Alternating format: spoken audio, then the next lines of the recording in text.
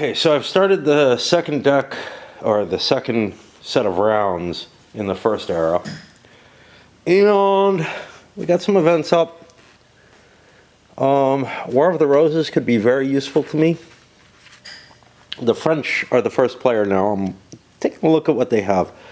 It's not over yet. France and England gain a military. I gain a military. Okay. Surrender of Maine. England at peace may cede Maine. I don't want this to happen. And let me tell you why. The second part. I want it not to be over yet. Well, it kind of doesn't matter because I have my claims. That's not going to get rid of the claims.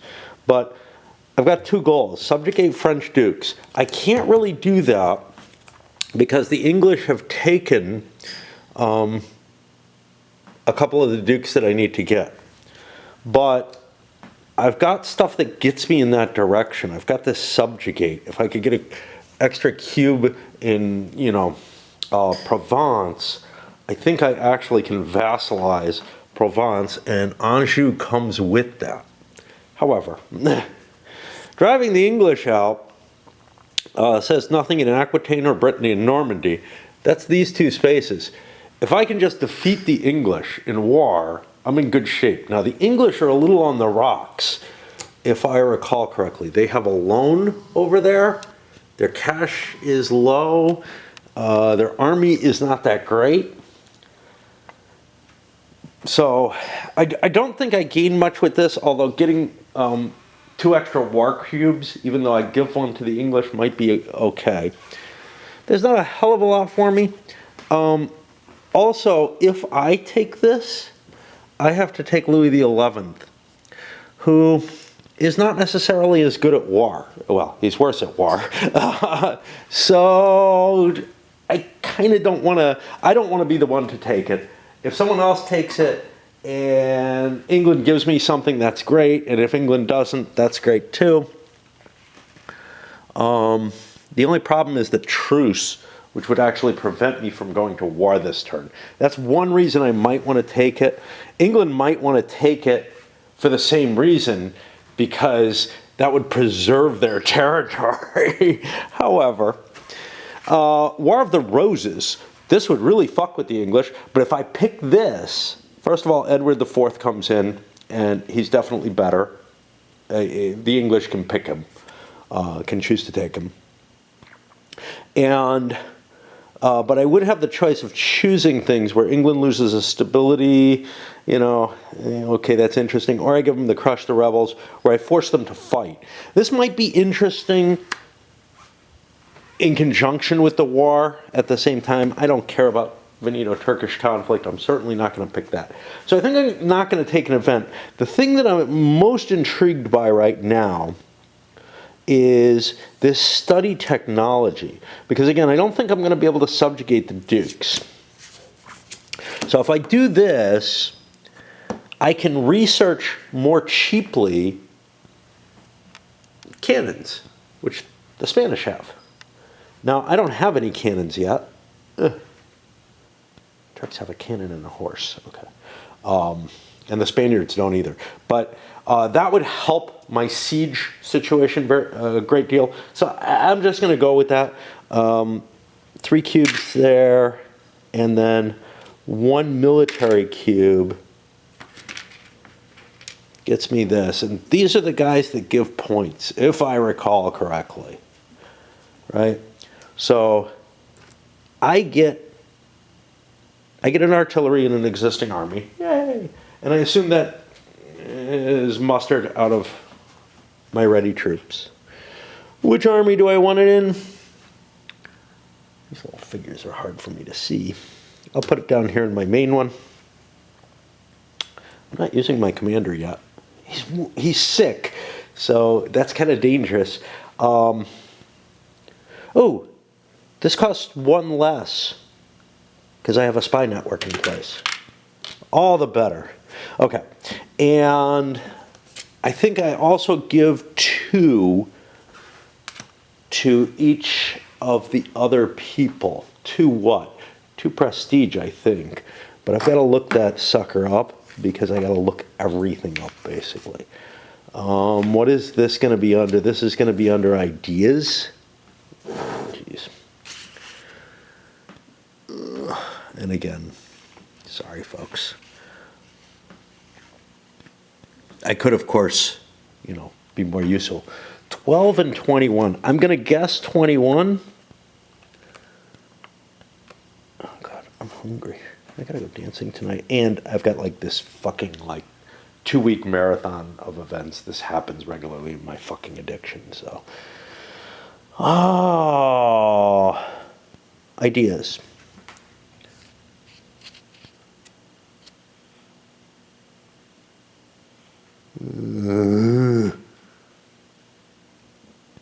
Upon researching an idea, you score 2. Each player who already researched it can get 1. Once 3 players have gotten the idea, only the player researching gets the idea.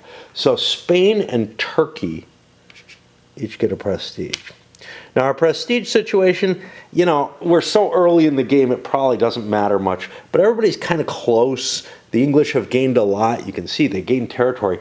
But poor Austria, who is badly beaten by the Hungarians with a truce with them. And in the negative prestige zone. And that's what that little marker means. Any free actions? I don't remember. I mean, probably not. Yeah. So we'll move the token to the Spaniards. Spain isn't, I don't know. Spain is not set up for what they want. They've got a huge number of cubes. Now, I can do a repurpose, and that fixes everything. But once I do that, I'm absolutely committed to what I'm doing. Here's what I'm looking at, what I want. First of all, the events, none of them interest me. I would rather collect some money off of an event and maybe hurt somebody with it, whatever. The claims in Aragon, well, this is easier after I completely Conquista, because I can get a claim. Claim's not worth shit. Yeah, no, that doesn't really help me. I'll probably take the claim in northern Morocco, because the claim from the Reconquista allows you to launch an attack, basically. So yeah, I'm not terribly interested in that. I am interested in researching the tercios, but the problem is I don't have my cubes in the military side of things. The other problem, I could increase my manpower again. Yeah. Why don't I have a cannon? I did not lose my cannon, but I got cannon's technology somehow. I think I just missed that. I'm going to put one in there, and I'm going to charge myself $2. That would be the maintenance for the unit, I believe. Right? I don't remember. It's $2 or $1? No, it's only $1. Okay. I'm going to charge myself $1 because I think I should have one there. I hate making this kind of mistake and not being sure why I'm in that position. What gave me that? Probably this. Okay. Although I don't know how, because I have an increased manpower too. So I don't know how I got the research on the cannons. But I should have a cannon. Because if I lost anything, I wouldn't have lost a cannon. Okay. So what do I want to do? I'm a little low on cash. My cards, I have this military tradition that I'd like to play a couple of military cubes and a cube for. I have the subjugate that I'm holding on to, but not quite ready to use. I think I am going to do the trade action, which I haven't done yet, but I'm not at war. That makes it easier. We draw our 3, and we take a quick look. Well, that's not me. That's not me.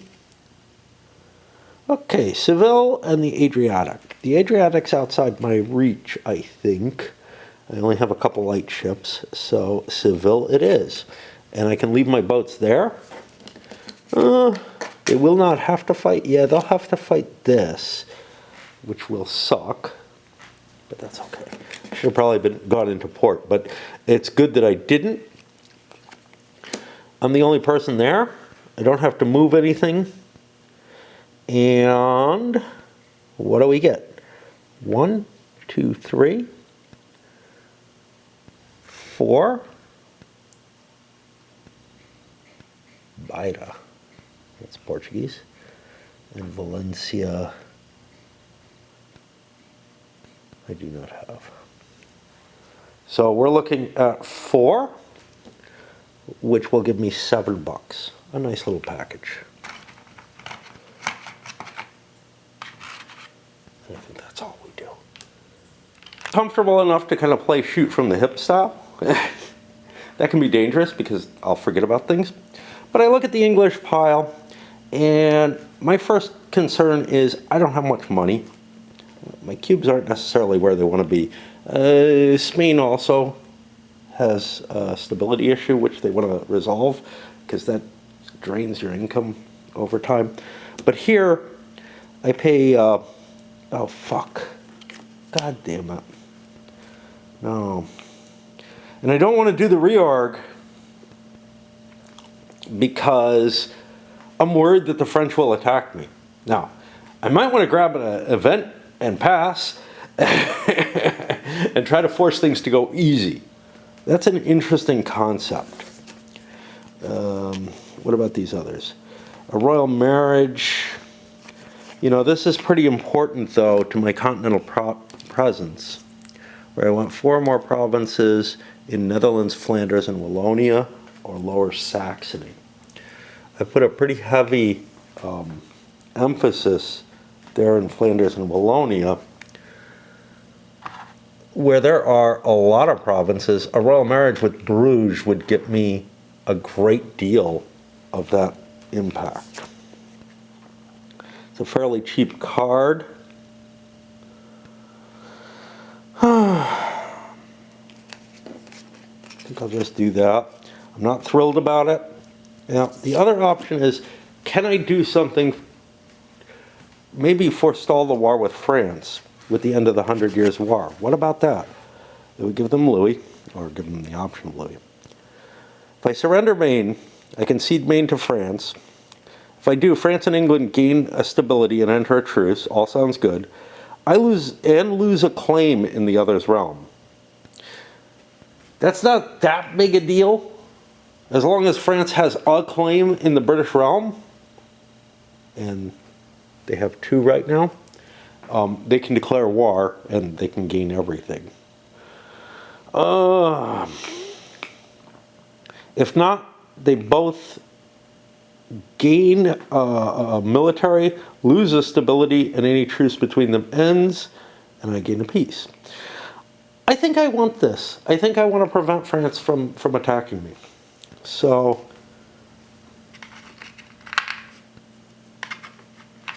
I get what, $4, go over on these other events. I think this is the best I can do. Okay.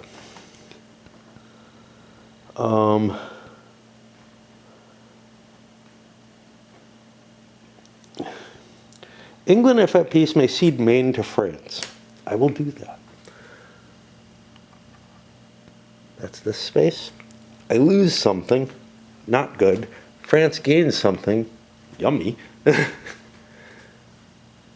And France may be okay with this. You know, sure, I was planning for the war, but I got it over with. I got a gain out of it. Sure, I don't get my card. I won't get either of my missions completed this turn, but now I can focus on other things. So it's kind of good that it happened early for me. Okay. France and England each gain a stability. Is important for England and not bad for France. Enter a truce. Where's Paris? I don't know if these are reflexive. There's the fact that it says enter a truce is in fact different from any other way that truces are placed. Like normally one person places a truce, and I think that doesn't indicate a reflexiveness, but let's look at truce itself, which doesn't exist. It does not have a reference. Like I said, maybe about 80%. So we look for it. Truces. Once a peace has been concluded, both parties enter a truce. Flip any war tokens to the truce side. Well, no. Truces are not placed on the active allies of former enemies and never on vassal realms. Remove any that have been vassalized. You're not allowed to declare war on a realm that you have a truce, but you may still declare war on them through a defensive CB. I think it's got to be reflexive. That's what I thought anyway, because both sides are at war, or both sides are affected by a truce.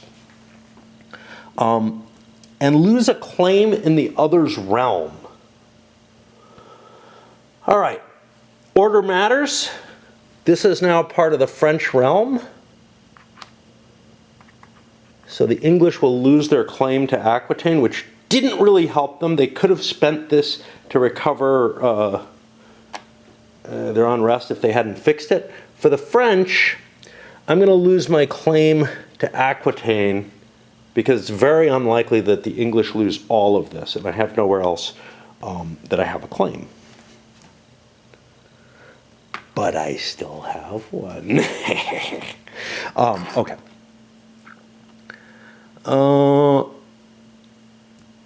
I gain a peace marker. And now France has an option, I believe, on Louis XI. This is a tough call. Do I just throw him away? Well, what do I have in my hand? I have another Louis, who's much worse. Charles VII is very good at military, but I'm probably not going to war right now. So let's take a look at the event cards. Action.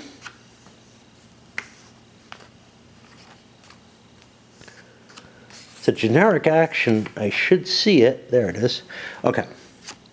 If the event is associated with your own realm, you must replace your current ruler on the realm. If the event is associated with another, that player may choose whether or not to appoint the ruler under this card. I think in the long run, I'm better off having him than having a sick leader that I don't have a great replacement for. So, you know, it's never an easy call. Because I kind of liked Charles better because of his military focus. But there's a lot of room. Actually, one thing that I could do to look is I could see he's a triangle. Just make sure. Yeah, there are no death markers anywhere on the board. And the 100 Years' War, of course, had none because it had a leader. I got a little under so I could slip it in. Unlike the Turks, I could never do it one-handed. And we draw another one of these. Plague. This looks like pluses would be hurt. Did I screw up and take myself a plus now? Yeah. So this is place a heart in one of your own areas and another heart in an area adjacent to it. For every $2 on this event, put another heart in a new area adjacent to these. These are the plague itself. All players must remove half their units in these areas as casualties. Reduce a large town in one of these areas to a small town. And provinces in areas with a heart provide half tax income, which is something one has to kind of search for, that they're not going to think about as easily. Like, because you'll be working off this menu, you might not be looking at the board because you know everything's covered here, and it's tricky. It's tricky. I think that's it for the English. I don't think there's a free action I really need to play right now. But I picked an event, which pushes me forward. And now I don't need to end the turn early. I can play my turn out and try to recover, and I'll probably be doing an adjustment to get into admin, because that's what this Commonwealth or commercial growth was about. I got a couple of, and then generate some cash and try to pay off my debts and whatnot. So that sounds appealing. I think I'm good, and we go to the poor lackluster Austria. The events for Austria, the Venetian War, you know, it could take some pressure off in terms of Turkey if I wanted to. Or I could just, by giving them the opportunity to go to war with Venice, I'm not that worried about Turkey right now. I could bone Turkey. I'm not that worried about boning someone. The $2 would be great, but maybe this event will be available later. I look at my actions. One is vassalize 2 or more of Brescia, Franche-Comté, Namur, Luxembourg, or Holstein, and nothing else occupied. This is a powerful option.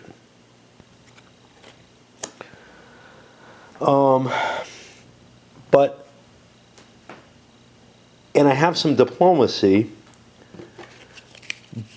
I have a subjugate and a royal marriage. I have stuff to get me there. I haven't really thought about this, man. So a royal marriage would not really do me the job, but I could start working my way towards it with a subjugate. And what I'm looking at is 2 of Brescia. All right, Brescia. I got 1 cube there. Would subjugate do that? Discard equal to base task plus any opponent cubes. No, because I'd need to cancel out the French cube there. That is a blue cube and not a black one. There aren't any black ones, I think. Okay, so let's keep looking. Franche-Comté, which is, I'm expecting it to be there. I'm not seeing. Oh, it's one of these. Okay, that's going to be hard. That's the entire Burgundian kingdom. Namur, part of Burgundy. Luxembourg or Holstein. Luxembourg, part of Burgundy. Holstein is up here.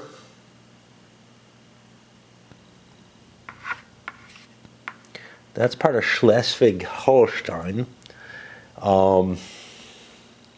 That's also worth 2, and I have no cubes in there. So I'm not really close. You know, this seems like a great thing, and I'd like to do it, but I'm not really close enough, and I can't just shift around my imperial cubes. I think. I don't know what's up with those imperial cubes, honestly. Because if I lose them, I think I get them back. Let's take a look at the HRE. Imperial Impulse. There are 6 gray Imperial Impulse cubes. I have access to a number of them during setup. They go there. For most purposes, they work the same as regular, but there's some exceptions. They're always placed or redistributed in Phase 5, Step B, and should always match the Imperial power. So I could have used them.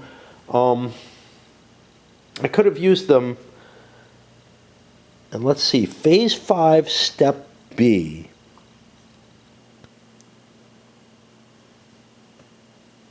You know what? I don't think it's listed in the sequence. This is one of the problems.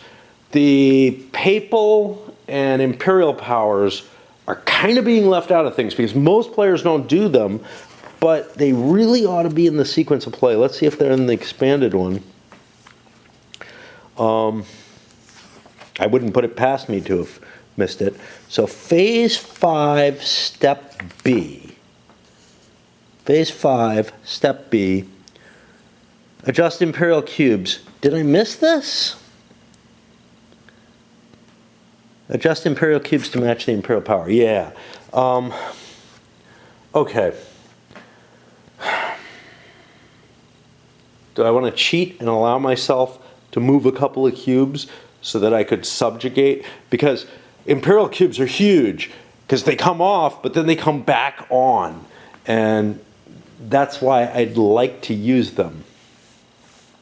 So I could either put them down in Brescia or down in Holstein. And let's say that I was able to do this. So I've got white cubes in a lot of places. Where am I able to put them? Maybe I can't put them anywhere in the empire. We didn't check that. They must be placed in HRE areas that contain at least one province owned by an NPR HRE.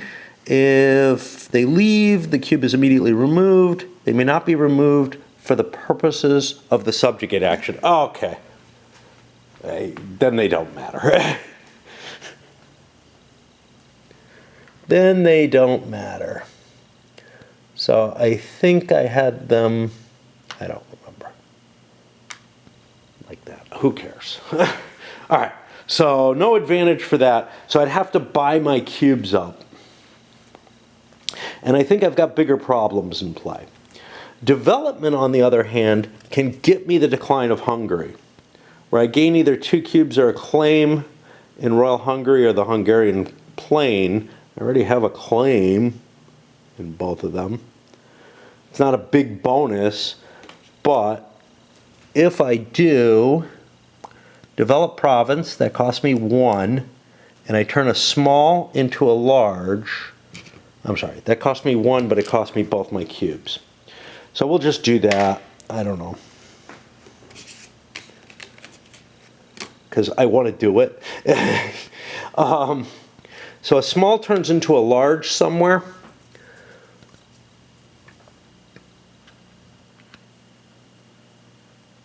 Let's upgrade Linz. And now my base income is 11.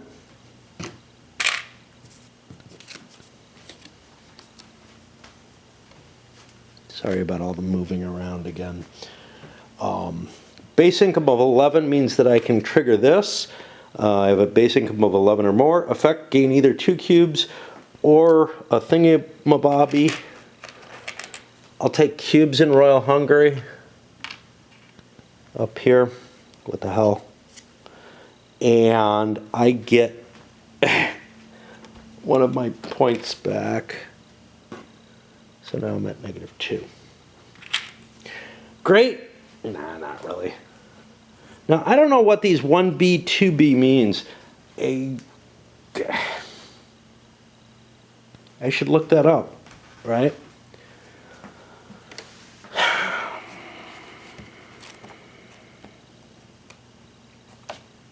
It's a symbology thing, you know. You start putting icons and symbols on stuff. And I got problems. Okay, I don't know where missions are, so I will revert to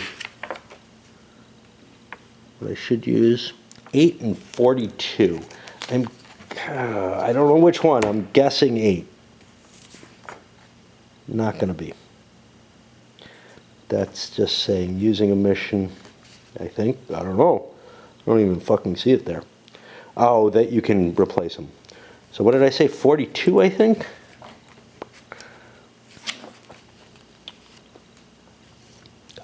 Yeah, I gotta stop and eat. Okay.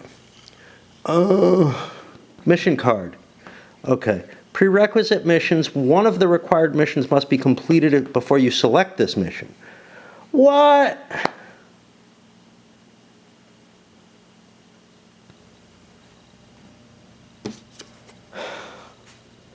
What the fuck, man? Okay, no. That's this side of it. Unlocked missions are over here. Okay, so this is mission 1B. Yeah, the starting missions you can do. You can do all of them. But this allows 1B. So keeping track of which missions have been done is important. I have secured electors already, which is 1A. Now I've done 1B.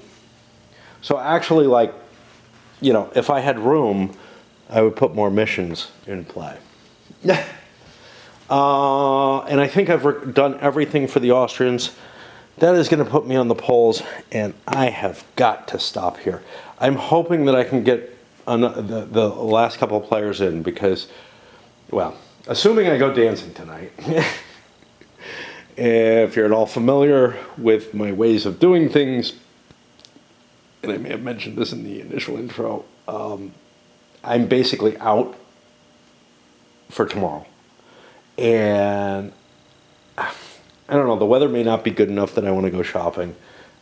I'm kind of running out of food, but you know, it's funny, they always talk about food insecurity, and they talk about it in the idea of you don't have enough money for food.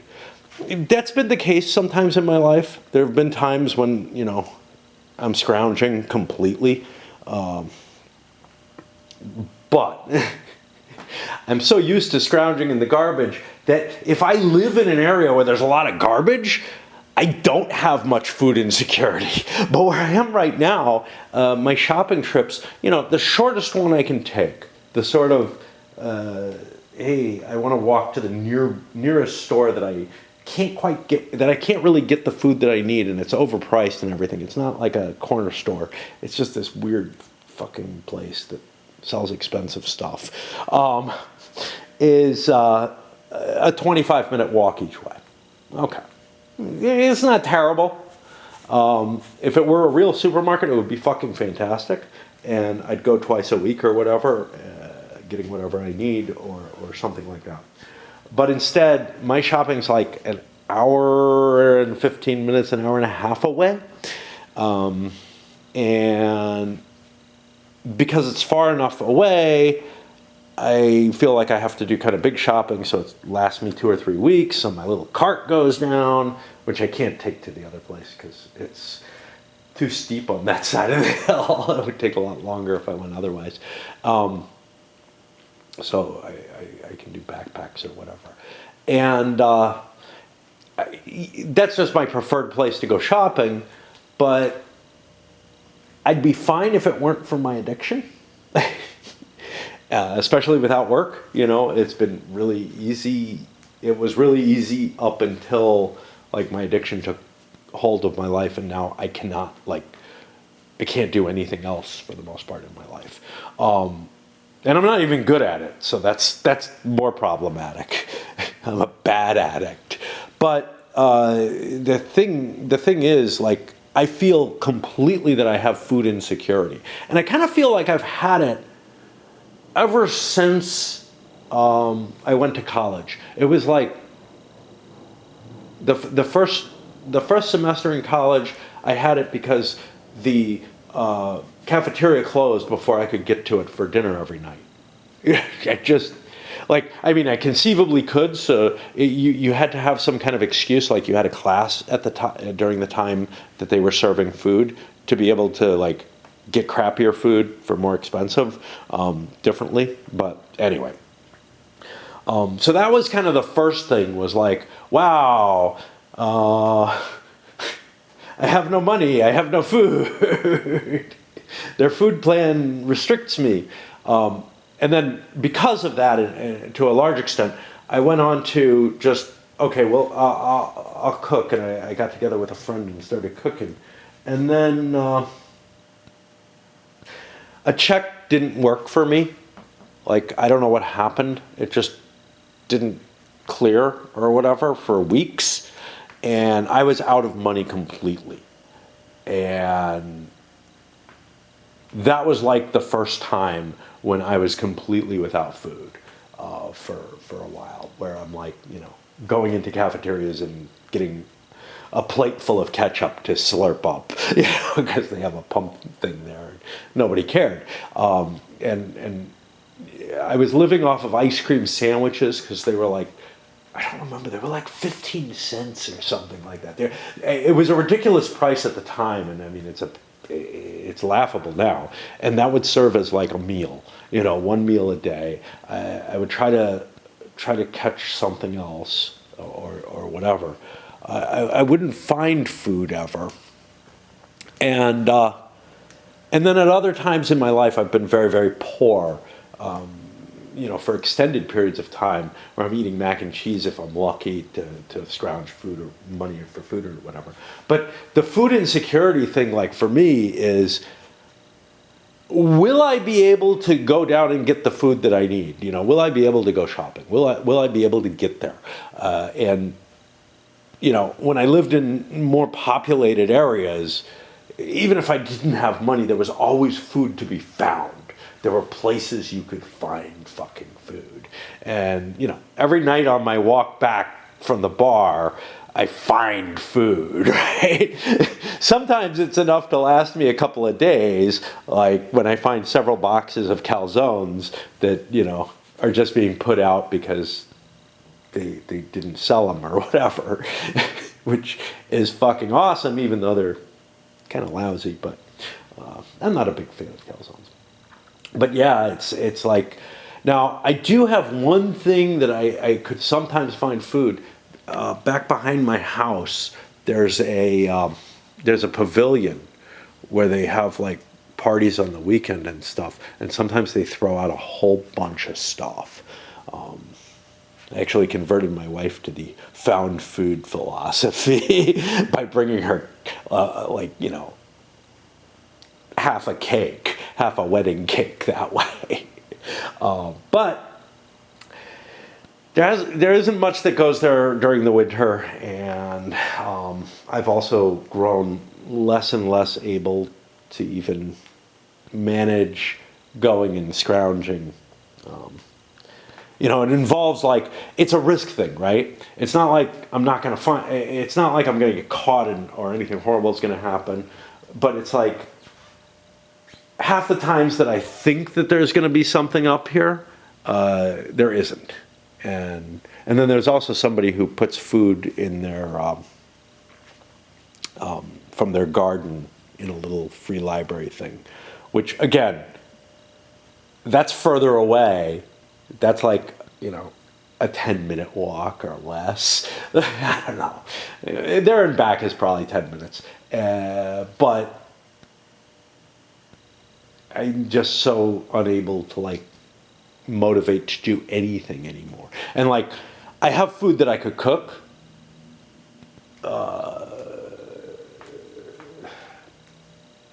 But that isn't what I tend to usually eat.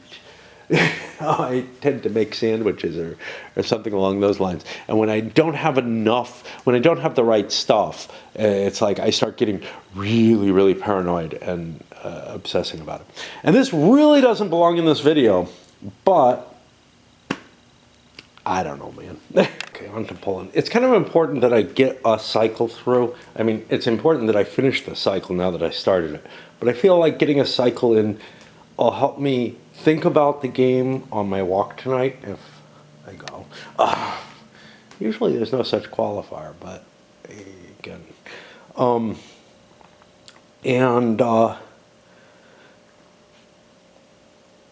Also just, if I walk away for too long and I don't have that hook that I've played something, that I'm already kind of partway into something, it's kind of harder to come back.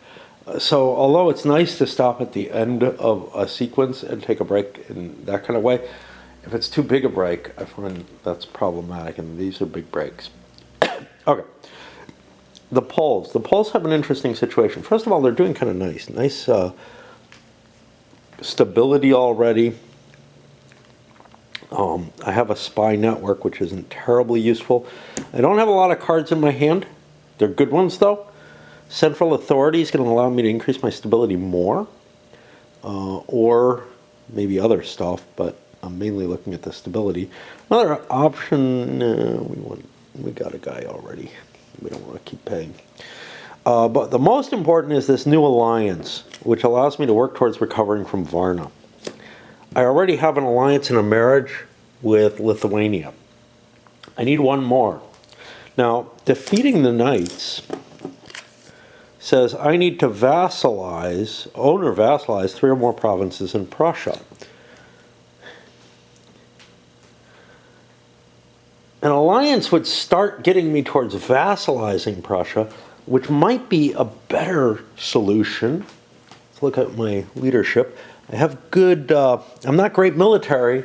I have good diplomatic and admin, so I'm going to get more cubes in that direction. I'm not going to be able to do this turn, except maybe militarily. I might be able to militarily just wipe the knights out, which is another option. A harder one, because I would get a cav poink. I don't know. But anyway, the recovery from Varna is going to allow me the bonus of, yeah, the noble knights would be useful to kill the knights. This would give me the bonus of, you know, how big is this thing going to be? 1, 2, 3, 4 plus sieges. Looks like a hefty pull. But 4 armies, I mean, I can defeat the 4 armies. The question is the sieges, and if I rearrange everything, I can get them down there. But anyway, I wanted to aim for this. Do I want to try to vassalize the knights? I don't have the cards in hand.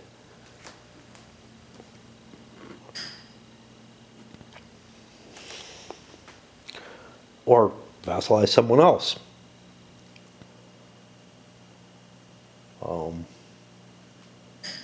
Which might be interesting.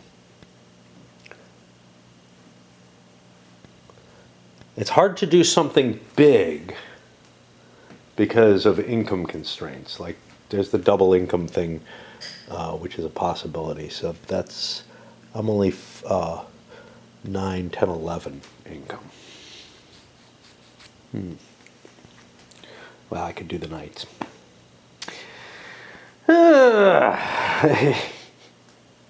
I know I want to do one of these two. And this has a dagger and is less because of my spy network, which is cool. I would need to get some cubes wherever I go.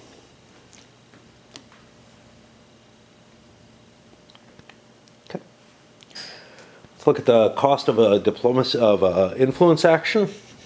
I really should have this card over there, but it's 1 and 3 per, or I could just spend dip, but I'd rather spend money. So I'll spend a cube and $3 and get 2 cubes. What do I want to vassalize? Or get an alliance with? There's things like, I don't know who's who, Livonia. There's things like Livonia that I could add to my branch, which would be useful. Brandenburg sounds appealing, but there's the danger of crossing the imperial boundary. I would rather not do that, even though Austria is kind of weak. Same problem with things like Pomerania. Obviously, Sweden could be very powerful. But yeah, let's go with Livonia. I don't think it's I don't think vassalizing the knights, like I have a path forward for the military. I have to draw the right card to vassalize the knights. So yeah, that's all we do. And we go to the Turks. So this is problematic. I'm trying to look at the map here. The key for the different elements. So Athena has a capital marking. Moria doesn't. Athena has this little marking here which says it's a vassal of Moria's, I think.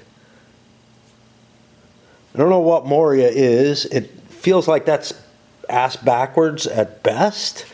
This is a vassal of Venice. I don't want to do the Venetian War. Although it's kind of an opportunity, right? It's got some nice advantages. First of all, there's a couple of bucks. I get a claim in the Aegean. I already have Greece. Yeah, it might cause a crusade, but I doubt it. Is Spain gonna be interested in that? I don't know. But Venice is a long ways away. to really inflict a heavy battle on them. I could gain the local stuff though. But if we look at this, I cannot find Moria on here. For that matter, I can't find Athens on here.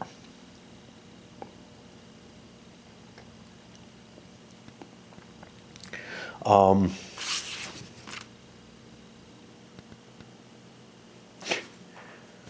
they in Africa? This is the rest of the world stuff. I don't think they'd be in Western Europe, and I don't see any indication of that. They're not in Africa, Northwest Africa. They're not HRE or Italy, but I'm going to make sure by skimming through. I don't see their symbols there. Oh, we keep going. This is still HRE. There's Venice. I don't see either of them there. Oh, this is the Western Europe map. Okay, I bet you the Eastern Europe map.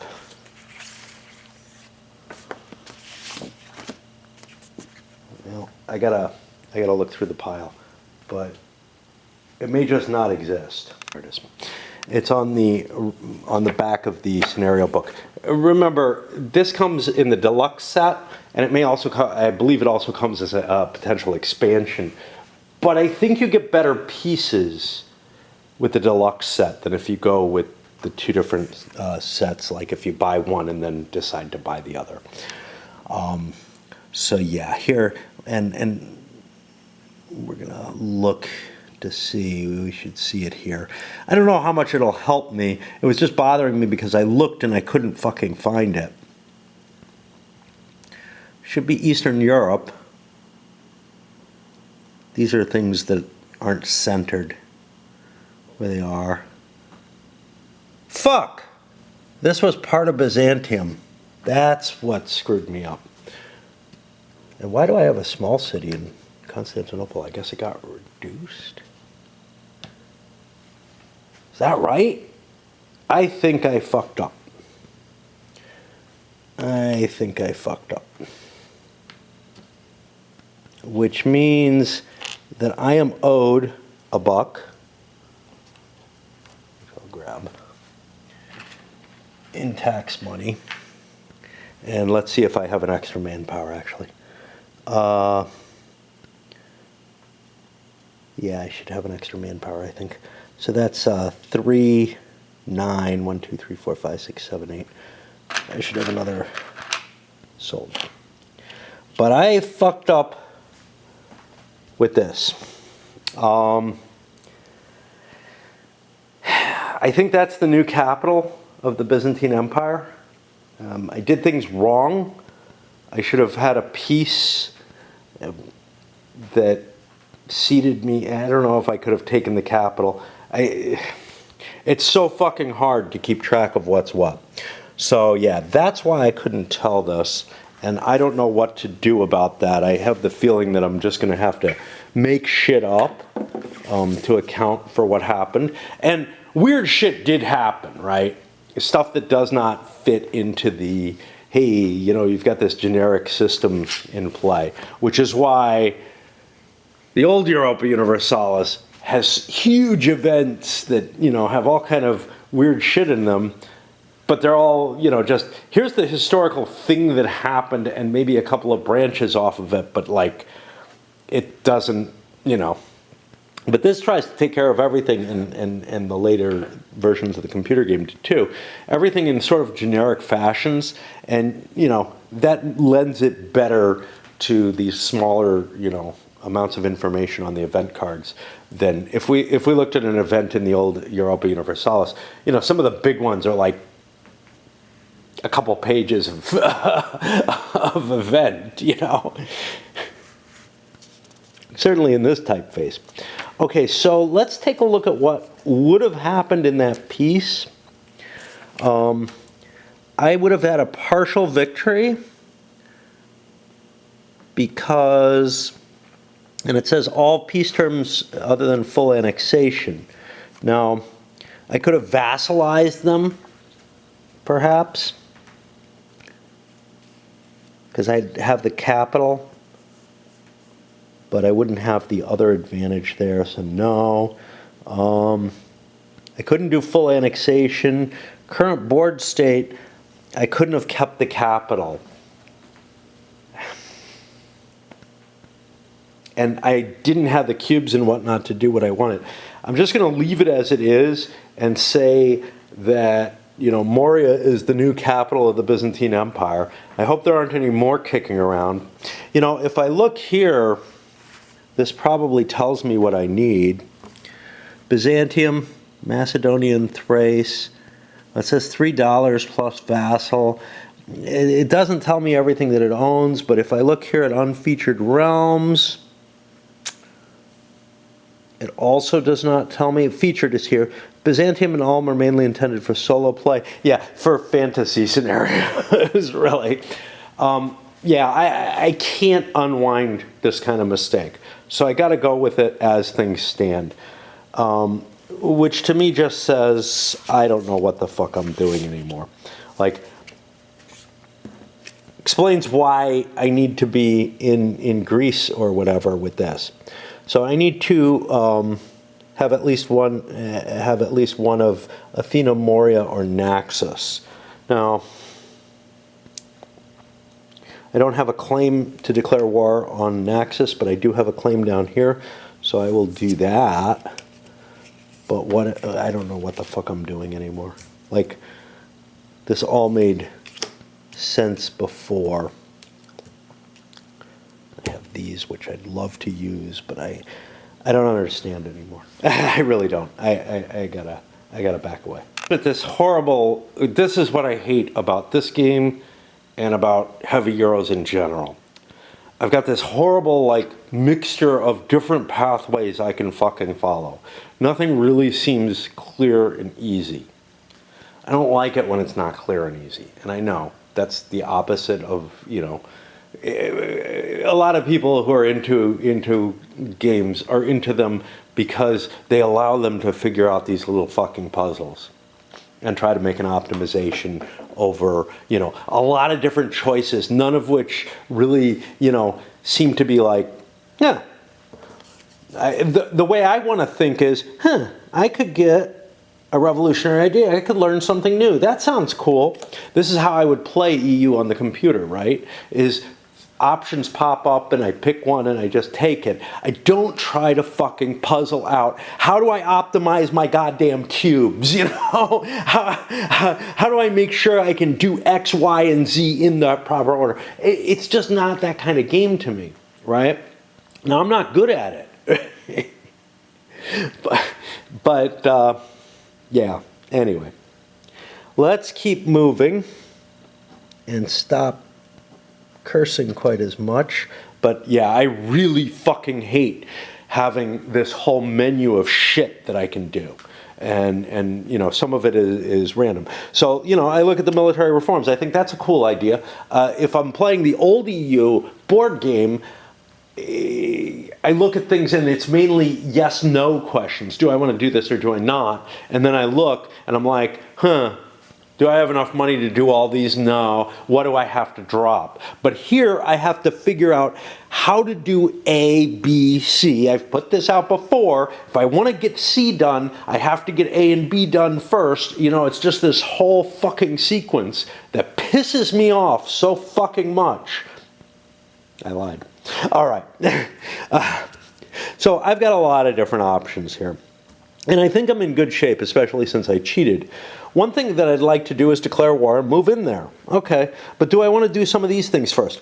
I can't tell if I can, you know, because I got to count all the little cubes and figure out, well, if I do A, it costs me this many cubes. And if I do B, it costs me this many. Oh, shit, then I can't do C. That sounds pretty easy if that's all I'm thinking of. But it's not A, B, and C. It's A, B, C, D, E, F, G, H, I, and it's all heading towards Y, you know? And the Y is the big fucking question of it all. Because, you know, I know what I want to do. I know these big goals that I want to aim for, but the intermediate steps are not trivial and intuitive.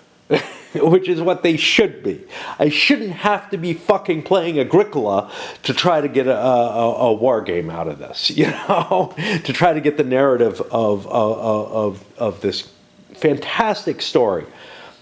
On the bright side, it's a shorter game than the other EU.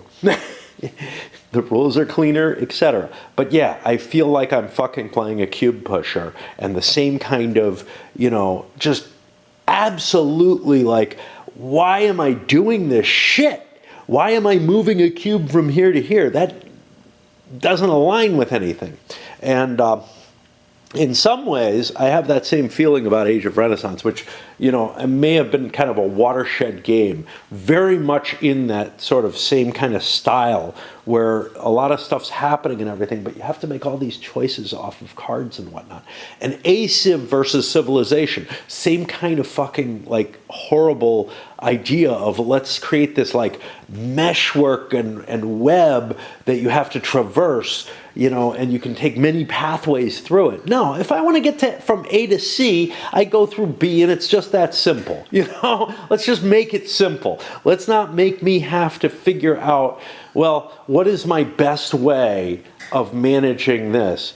Let me make the big decisions, and let's let the mechanical things kind of just follow from those big decisions. Let's not make me have to spend an inordinate amount of my time trying to figure out how to do the things I want to do. That's not what I want to do. What I want to do is make a big choice and then enact it. And that's the case in the original game, and in most war games, although it's getting less and less the case as time goes on, and Euro ideals are corrupting the hobby. Okay. So, what the fuck? Well, you know what? I don't want to play that way. I want to play my way. So screw it all. I'm buying a fucking military.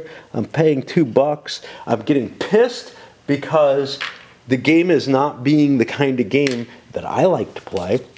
I wanted it to be.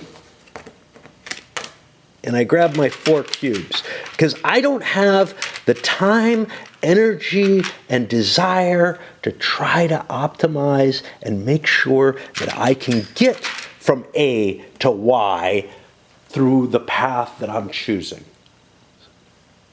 So you know what? This makes sense. There goes one of these. I move the boat and I say, screw it, I'm not going to play your fucking Euro. What I'm going to do is I'm going to play the game that I want to play, and if it doesn't work historically, and if I have to play a Euro for this to be a reasonable game, it's not good, right? I don't mind. So here's the comparison. Take a look at the CDGs. I don't mind that I don't play Twilight Struggle well, because I haven't memorized the deck, because I haven't done these things to optimize my play. But what I've found so far in this game is it's really easy to fuck up and not be able to do a goddamn thing that you want to do because you're not playing the cube pushing game.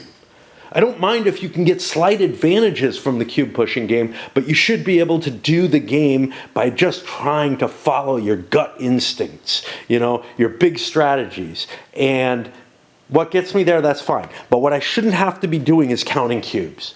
And you could make the same argument with the original EU. Well, I'm playing a war game. I don't want to play spreadsheets and economic, you know,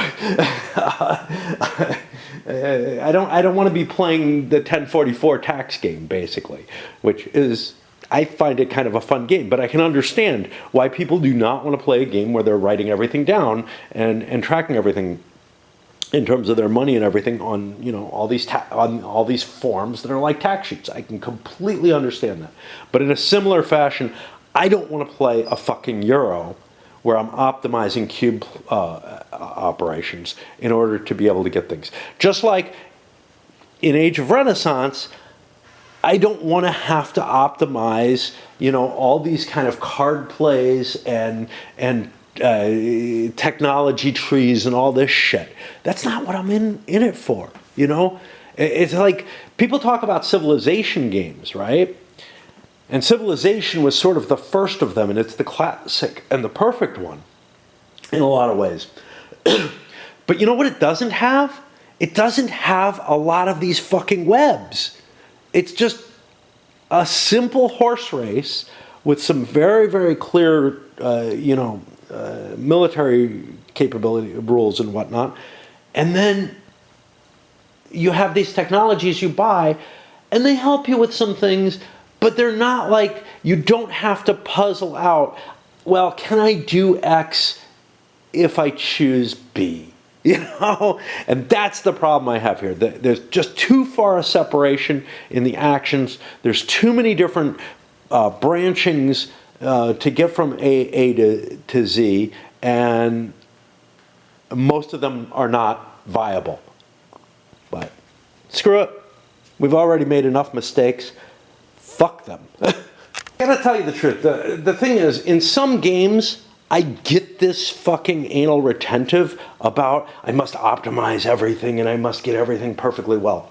And OCS is one that I know you can get away, you can do that, and you can squeeze a little bit more out by all these calculations and little advantages. Same thing with some of the big World War II strategic games. A World at War with, you can gain advantages on the edges by doing all this optimization. And those can add up pretty big. The person who's better at them is just better at the game, right? No problem with that. I got no problem. Oh, you know what I was talking about? I was talking about the Twilight Struggle thing. So Twilight Struggle, it's perfectly possible to play the game, have an enjoyable and, historically believable, etc. game where both people don't know the decks. And they won't be playing anywhere near optimally, but you get a pretty good game out of it. If you try that with Passive Glory, you end up with something that's just not historical, and you're sitting there and you're like banging your head against the wall or against the table saying, why can't the war progress? And then you figure it out. It's because I didn't know that I needed card 213 or whatever the hell it is to be in play under a certain circumstance. It's just not that clear, and that was a prerequisite for some other card that I needed. And oh look, the war's going to be delayed by a year or two in terms of its progression because I didn't memorize the deck. Memorizing the deck, like pushing cubes, is something that I don't really think is part of the hobby, right? So the question comes down to, is this just a massive, massive modern Euro in my mind, which is what will be the case if I can't do things by shooting from the hip. So far, it hasn't looked like I can. Or is this a game where I can ignore some of that stuff? I've found that there are plenty of games where I can shoot from the hip, play very suboptimally, and have a great fucking time. And then I've had other games, and honestly, Age of Renaissance is that way, as long as you're not playing with a group who knows how to play the game. And unfortunately for me, every time that I played, with other people, at least half of them really knew how to play. And, they knew the order that you had to pick. And, it's not just intuitive what order you have to pick and what kind of things you have to do to make the game work. It's just a simple fact that you can't just automatically sit down and play a reasonable game without doing all kind of optimization work. And I don't like doing optimization work. That's not why I play games. On the other hand, there are games where I just sort of intrinsically have an advantage because of being able to do that kind of processing, right? So I'm thinking Terrible Swift Sword. I would get people together to play that. And I knew, I would look at the combat tables and would figure out, hey, this is kind of the fire table I want to be on. And I would just always be on that. I would arrange all my fire combats in such a way that I would get that I would kind of maximize those. Same kind of optimization type problem, just, at a different level. A different I don't know, there's different pieces that I have to optimize, is what it comes down to. Optimizing the pushing of cubes, counting of how many cubes I have and everything. But on the other hand, counting combat factors and saying I want to be on the 3 to 5 chart. And if I want to be on the 3 to 5 chart, I want to have exactly 3. And maybe now and then I'm willing to roll a die an extra time to be able to get there. But it feels intuitive to me. That's the whole thing. And maybe these heavy Euros feel intuitive to the people who like them. Maybe they can just see that this is a horrible idea because I won't have enough. They can do the counting and all the calculations in their head without thinking about it. You know, it's second nature, the same way that looking at a chart and saying, well, if I want to be on the 3 to 5, but I also want to reduce, you know, the number of ammo depletions I get. Yeah, okay. You know, it's almost unthinking for me. Is the whole thing. And the only way that I can see that these games would be enjoyable is if they were almost unthinking to the people who do enjoy them. And I think that may be the case. Like, I feel like I just get stuck in an analysis paralysis situation, and other people are able to just, yep, I'm doing this. Yep, I'm doing this. And I'm like, and I feel as stupid as, you know, I can remember some people feeling with like Stellar Conquest or something like that, another spreadsheet game, where, you know, they just did not get it. And I think I just have a mental block where I can't get these games. And maybe everybody else just processes them with, you know, everybody who likes them just processes them somehow doing what I would call shooting from the hip. You know, they're not counting the cubes and figuring out exactly what they need to do. On the other hand, I do sometimes see people who are spending, you know, the downtime between turns and whatnot, doing all kind of counting and thinking and figuring. And if you're doing that, you're doing what I don't want to do. You know, that's not playing a game to me anymore. That's horrible work. Well, another rainy day in Oregon. Which definitely made sure that even though I'm out of food, basically, I don't go shopping. I think tomorrow I might be able to. We'll see. Part of the problem, so it's Monday, just to show you how long went by. Part of it is the feelings I had, you know, after playing this card and whatnot, feeling like I've just fucked everything up. And, you know, sure, that can happen in, you know, more traditional war games, but I feel like I've got more clues as to I'm not trying to balance some cube economy, you know. I can use more reason and I don't end up getting hosed, and certainly the spreadsheets work better for me, whatever. And, you know, better than most things, honestly, because I sit down and I think when I'm faced with those. When I'm faced with cubes, it's very hard for me. So it may just be kind of a mental block against sort of the Euro style of presentation. I also was pretty fucking wiped out on Saturday, as usual, but more important and why Sunday ended up, well, I basically spent all of Sunday playing my addiction, and probably will be for the next week and a half or so.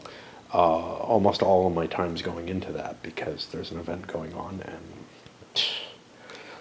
that's just how it works for me. So yeah, we'll move on with the French, and I'll try to figure out what the hell's going on. And apologies to those of you who are still around and don't like the rants. Whatever I was thinking with France last time, I can't go to war with England this time. I've got a truce between us. And so, you know, yes, I'm building up, and that's fine and everything, but I'm not going to subjugate the French Duke. I'm not going to end English occupation or subjugate the French Dukes, because both of them are in play over that. Now, that truce was triggered, I think, by the English, right? I don't know when. I don't know how that happened. They played an event. Oh, it's my ruler. Yeah, they played an event to do the main exchange, and that prevented the war. I may turn things around on them, because I got to pick an event too. And, well, the English can't pick it, and nobody else is terribly interested. I might pick the War of the Roses, which will give them a better leader option. But I can cause revolts with them, but I can also take the await situation and cost them stability and prestige, and get some diplomacy off of it, which might be pretty good. Plague.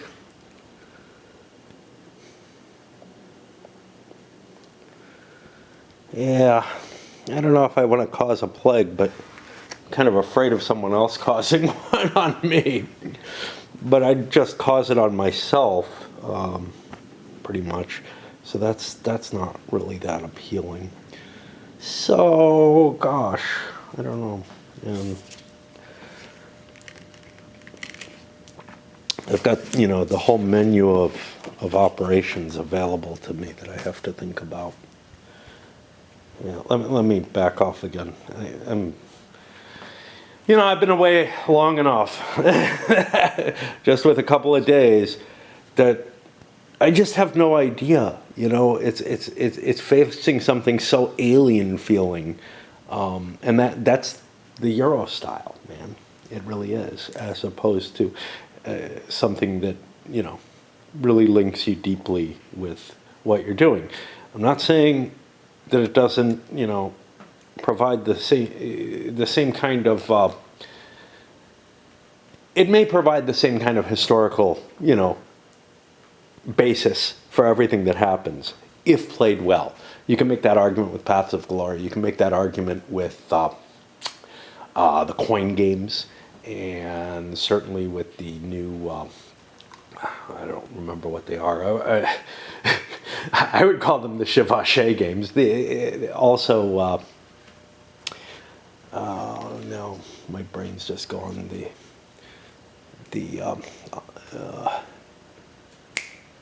Yeah, I can't even find the words for it anymore. I'm a-looking. Should be here somewhere. Oh, Almoravid is one of them. But not the one I was looking for. Levy and something series, where but you don't have a lot of pieces on the board, which helps. So the puzzling, Nevsky was the one that I played of that already.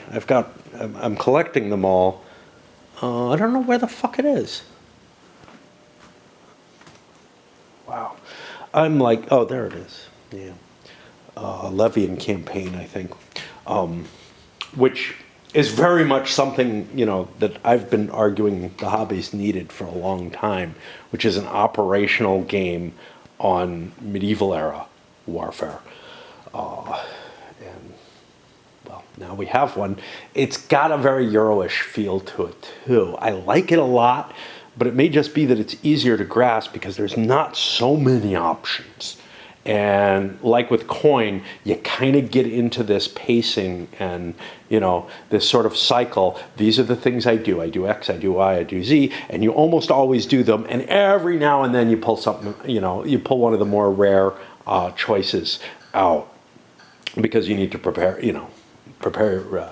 for campaigning at the beginning of each year or whatever. There's just certain things that happen at certain times and whatever. And that may be the case here. It's harder to see. And with this influx of a lot of cards and everything, it is really hard to see. French, the thing that aligns best with what I'm trying to do, I think, other than harass the English, which maybe I want to do, but is a subjugate.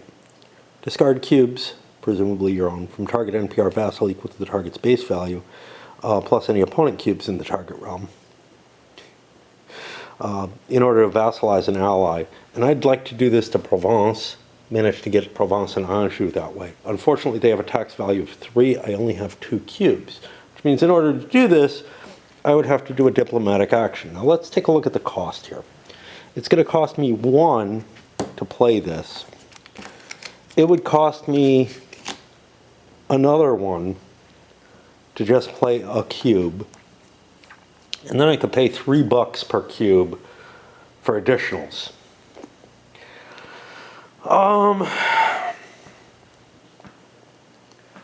I do have a reasonable amount of money, so I'm going to do this. I'm going to spend 1 cube for the attack, and is there a maximum here?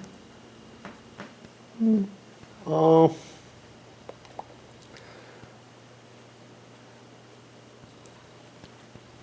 I'll buy 2 more cubes.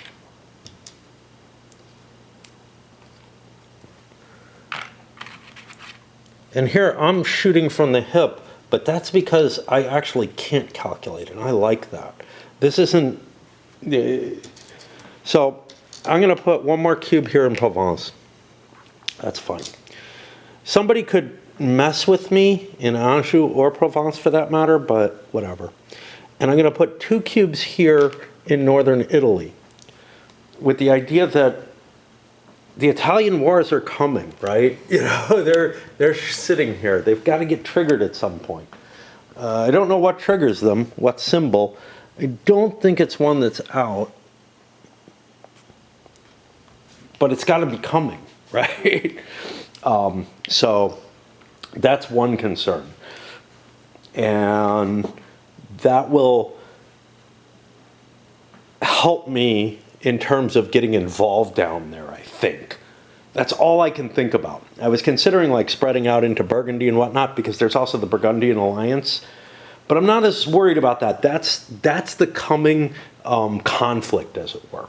All right, and things are getting a lot slower because I do have to assess more. Of course, why is this guy sick? He must be dead. Because there's an army there from the Spaniards too. I think I just didn't remove him when he died. Because turning him over is how I killed him. Oh, shit. What that means though is I'm going to have trouble. Like I can't easily generate revenue using trade or whatever if I'm following this plan that I'm doing. Wants to get on with the Reconquista, but let's raise some more money before we do with a trade action. And I'm going to have to reshuffle the trade deck soon. And we'll take a quick look, see what we pulled. English Channel, that's too far away for us. This may allow us to get our ships even further out of the way. Adriatic, I doubt it though, but it's possible. Well, no, because I've got 2 ships here. I can only move 1. Genoa. Genoa's over there. It wouldn't be any better or worse, but I'd get some money off of it. Here's another Genoa card.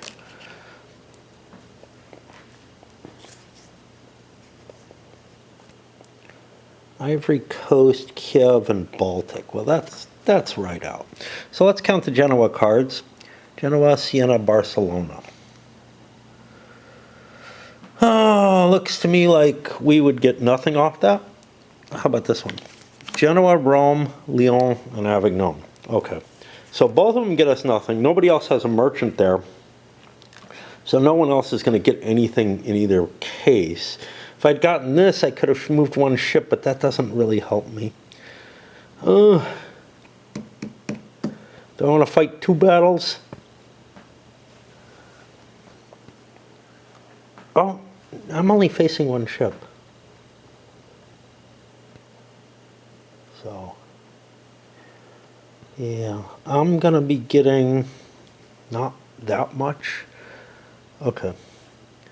So, I'm going to be getting 1, 2. I'll put this here. Yeah, I shouldn't have done this. If I'd known I was drawing Genoa, I wouldn't have. And I'll score this. That'll get me $6. That lies him down. He doesn't have to lie down. The reason I shouldn't have done it is 2 ships here would give me an advantage, and I might get a military. I'd be more likely to get a military cube back.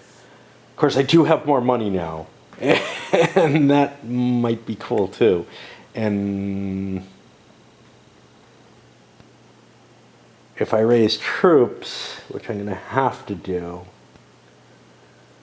Jesus.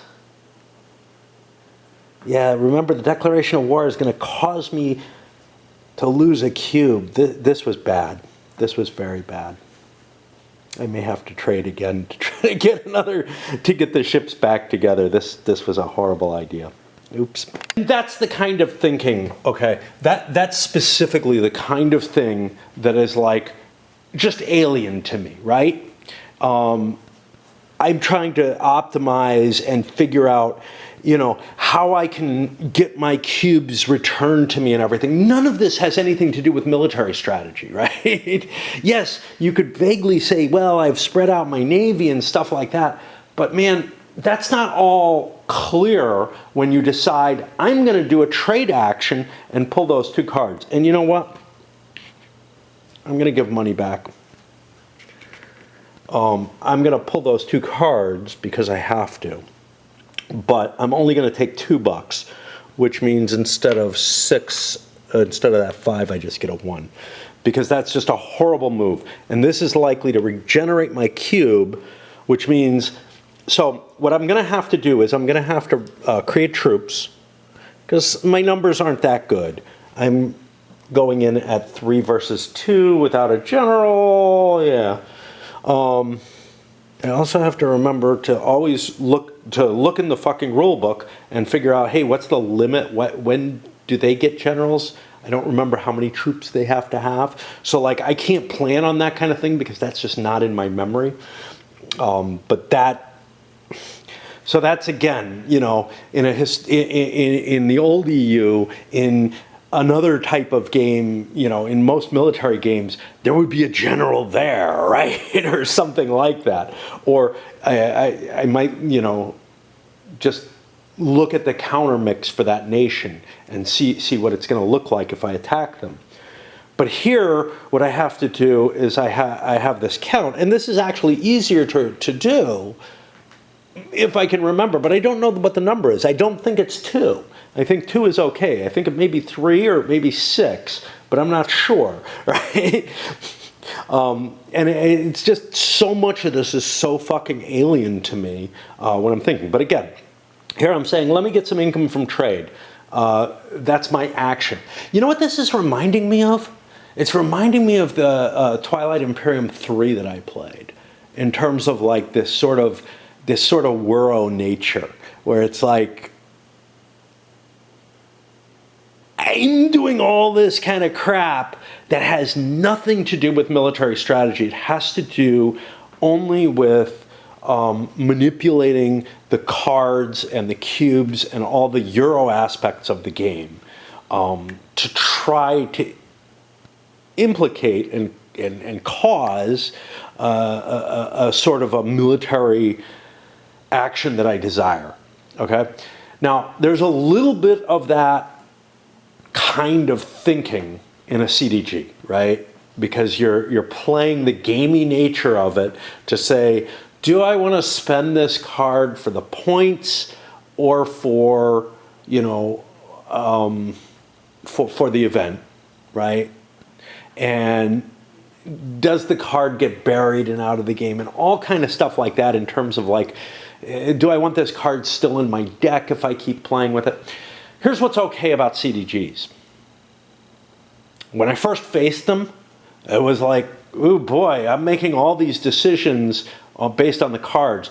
But honestly, as long as you have a few basic principles down, you can kind of make those decisions and they're not that big a burden. Here I feel like getting used to if there are any core principles, and it doesn't feel like there could be. It feels, again, this is the feeling I get with the modern heavy Euros, is that there's all these different mechanical systems in the game, right?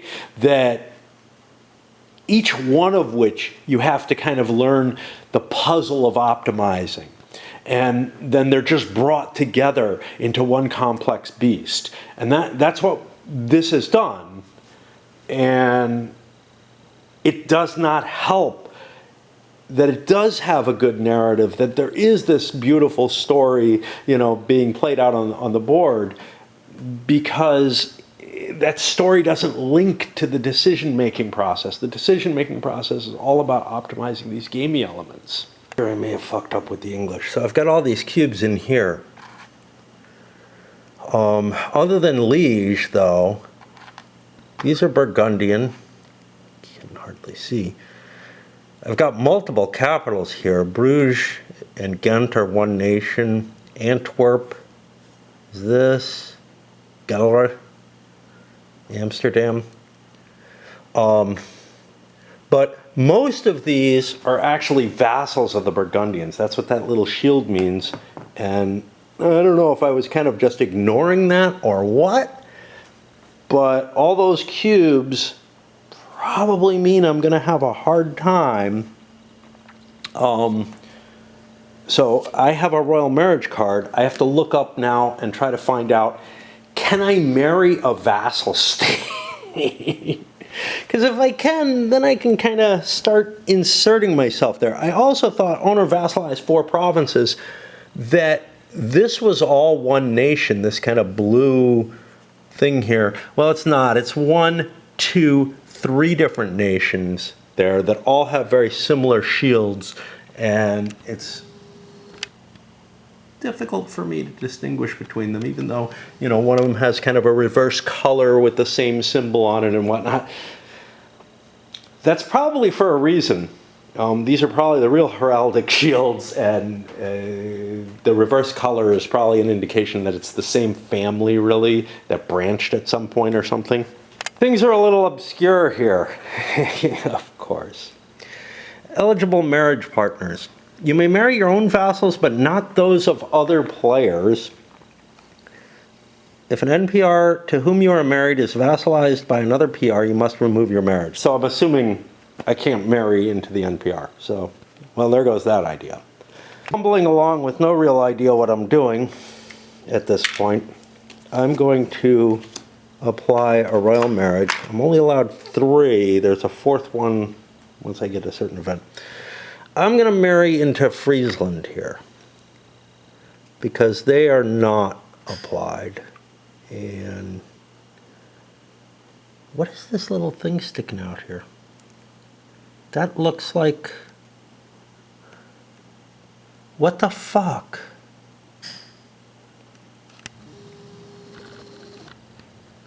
It's like a little, another little shield there. But that, whatever that is, sticks out here too. I bet you that's telling you that's the Dutch realm, because that's what it seems to correspond with. And I don't think it's going to impact the marriage. I don't remember reading anything about that. But again, I'm just firing things off. Oh, I can't. Sorry. I don't have a cube there, because I placed all my cubes in the other region. I could marry into Liege. Sure, we'll marry Liege, because that's what we intended. And that gets us essentially a 5th cube in there, but it's not one that counts against the counter limit. Okay, that's what we're doing. Unlike, again, let's take a look at the old EU. If I wanted to have a marriage with someone, okay, maybe I had a goal that said I had to have a marriage with them, or vassalize them or whatever. That's all part of the same diplomatic track, right? Royal marriage is sort of the weakest thing on the diplomacy track. I don't really accept that the EU, the old EU model is a good one at all. And this may be more reasonable, which allows you to have marriages and alliances as separate things. The marriage helps influence it. The influence cubes help influence it. That's all great. I don't think this is bad, but I feel like I'm kind of bumbling along. I'm like, I have this vague goal to have a vassalization of those provinces. If I marry in there, that gets me a little closer, sort of, kind of. But, maybe I'd have been better off placing down and trying to get into the Burgundians themselves and just try to swoop the whole thing up, which might be more reasonable. I don't know the answer to that, but I'm making an action based on hey, maybe something in those cards is going to do something, or something's going to happen. Like, I could vassalize Liege. That's not very much. I could throw a whole lot more cubes and get a lot more power, running through this area, and that would get me there, but it's a long process. It's not the sort of, hey, I can just swoop in and grab, what I thought was 3 of these all at once or something. No. The only way I could do that is through Burgundy itself, and I'm probably not rich enough to do that. But yeah, the process available to you in the old EU was very intuitive. You have a track, you did a diplomacy action, you rolled some dice. It has a single mechanism that takes place. You rolled some dice that were competitive, and you got that many spaces in your favor after paying the appropriate price. And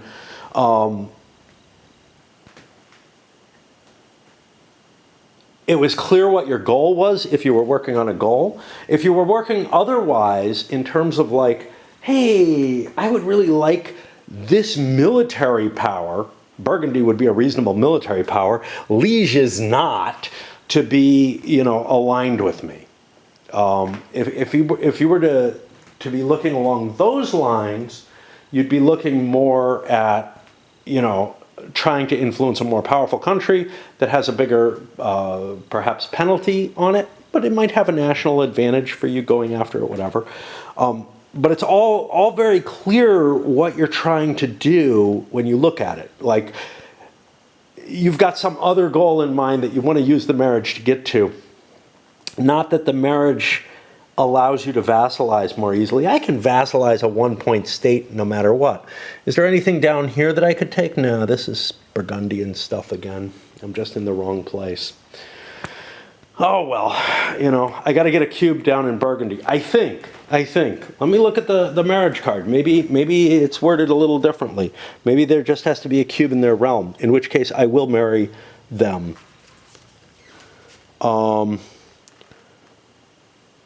Yeah, you know what? I'm gonna marry Burgundy instead. I think that makes more sense. It's too big for me to gobble up, but that's okay.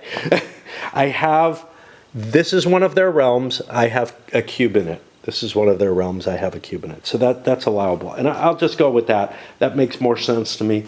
And Burgundy is something that could actually help me in a war with France. Liege is not. So I'm much happier with this because it does make more sense to me that I'd want to do this, even if I can't work towards that. But yeah, again, it's just so easy to feel like I'm just blundering around making decisions because I got no idea what I'm trying to do in this game in some ways. I'm like, well, how do I get to that? Maybe, but it'll take me forever to get that. Like when I was playing Vietnam, I'm too worn out by making 3 decisions.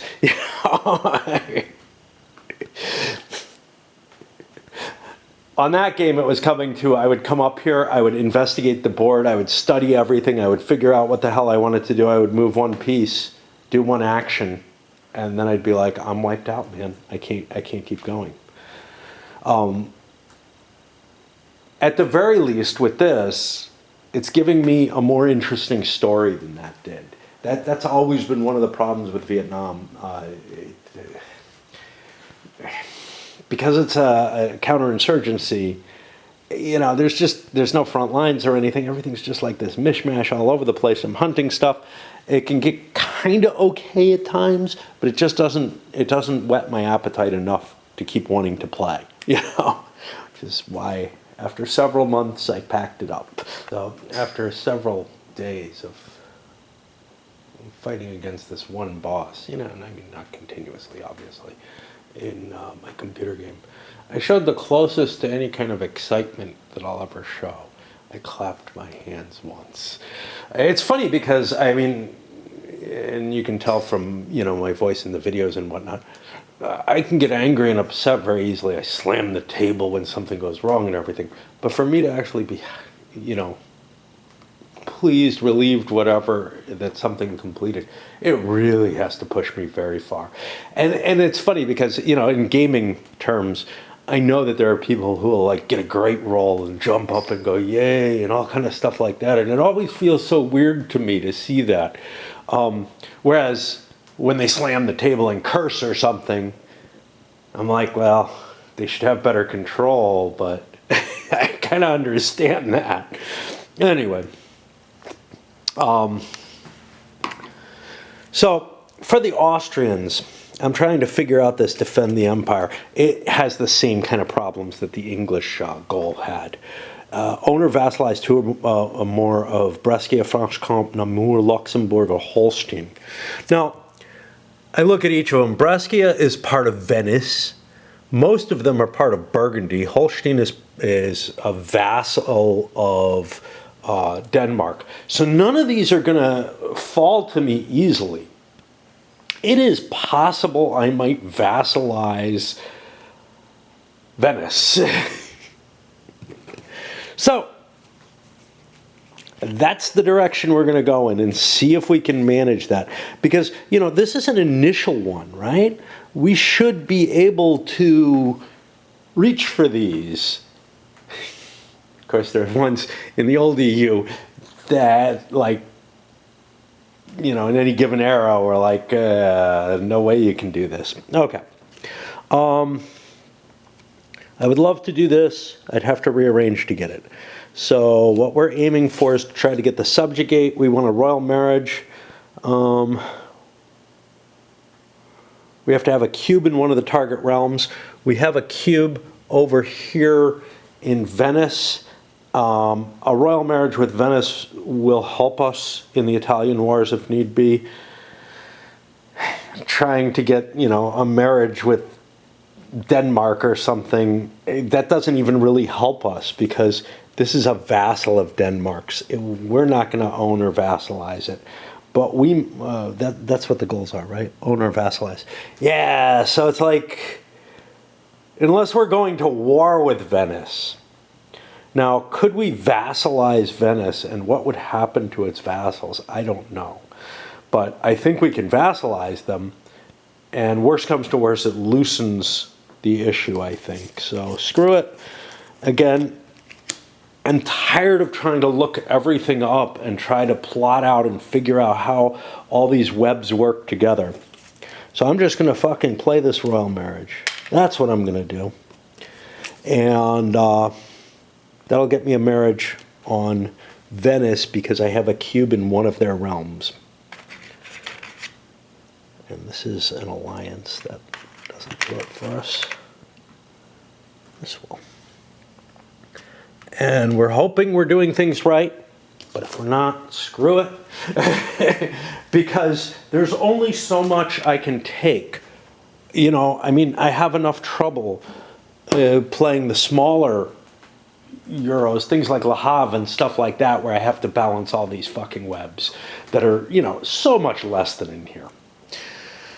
All right. I think I'm kind of set up. I did things right with the polls. Going to do a new alliance over here with, I guess, Livonia.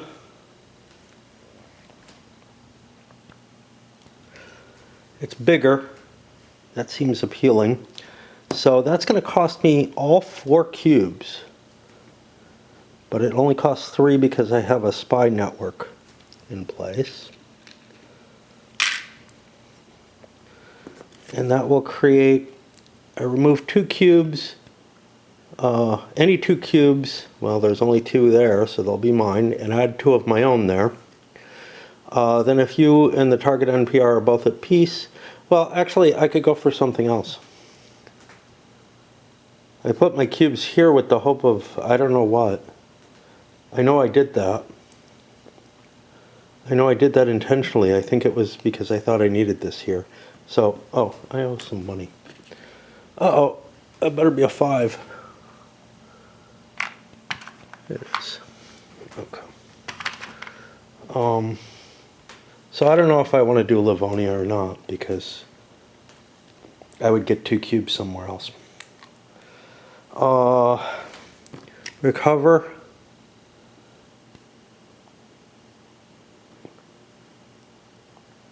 Okay. What happens with Prussia? I need to own or vassalize 3 provinces of Prussia. You know, let's aim for Prussia using diplomacy instead of military. Let's do it that way. So I take 2 cubes away, I put 2 cubes in. I have the most cubes. So I gain an alliance with the target. And I put that at Marienburg, which is their capital. And I paid and I did this, and this goes away. And I have now succeeded recover from Varna. I have 2 alliances, a marriage, and a ruler in play. So I gain a stability. Ooh, that's worth a lot. And I can pay 3 to research tolerance, 3 admin. Sure. Tolerance is over here.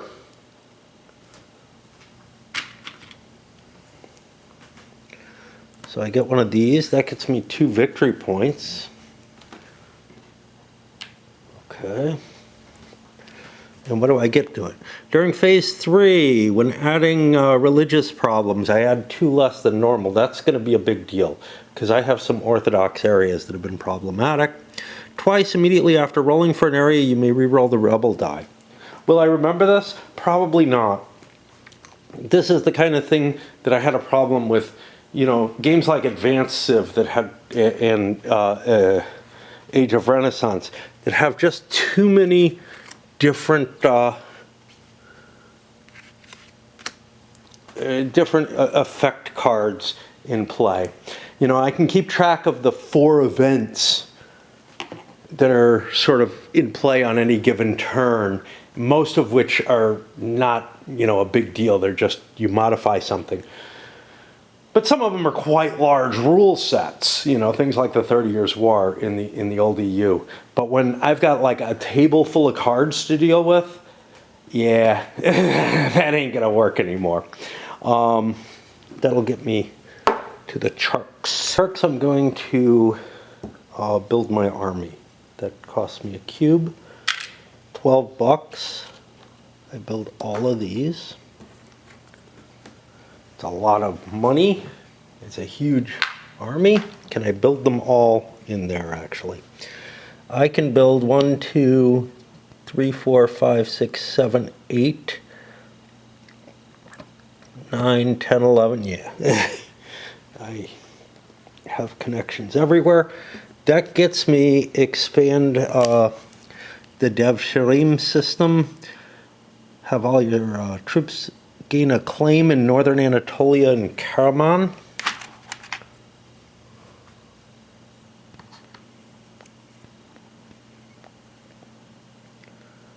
But that was Karaman. Okay. I can pay 2 more military to research the Tertius Janissaries idea. I'm not thrilled about this because it's eating up all my military capability. But we want this. That gives me the other dice. By the way, I looked up, I'll talk about it in a moment, the line infantry and what they do. So now France gains 1 and Turkey gains 2 off that. This goes away. So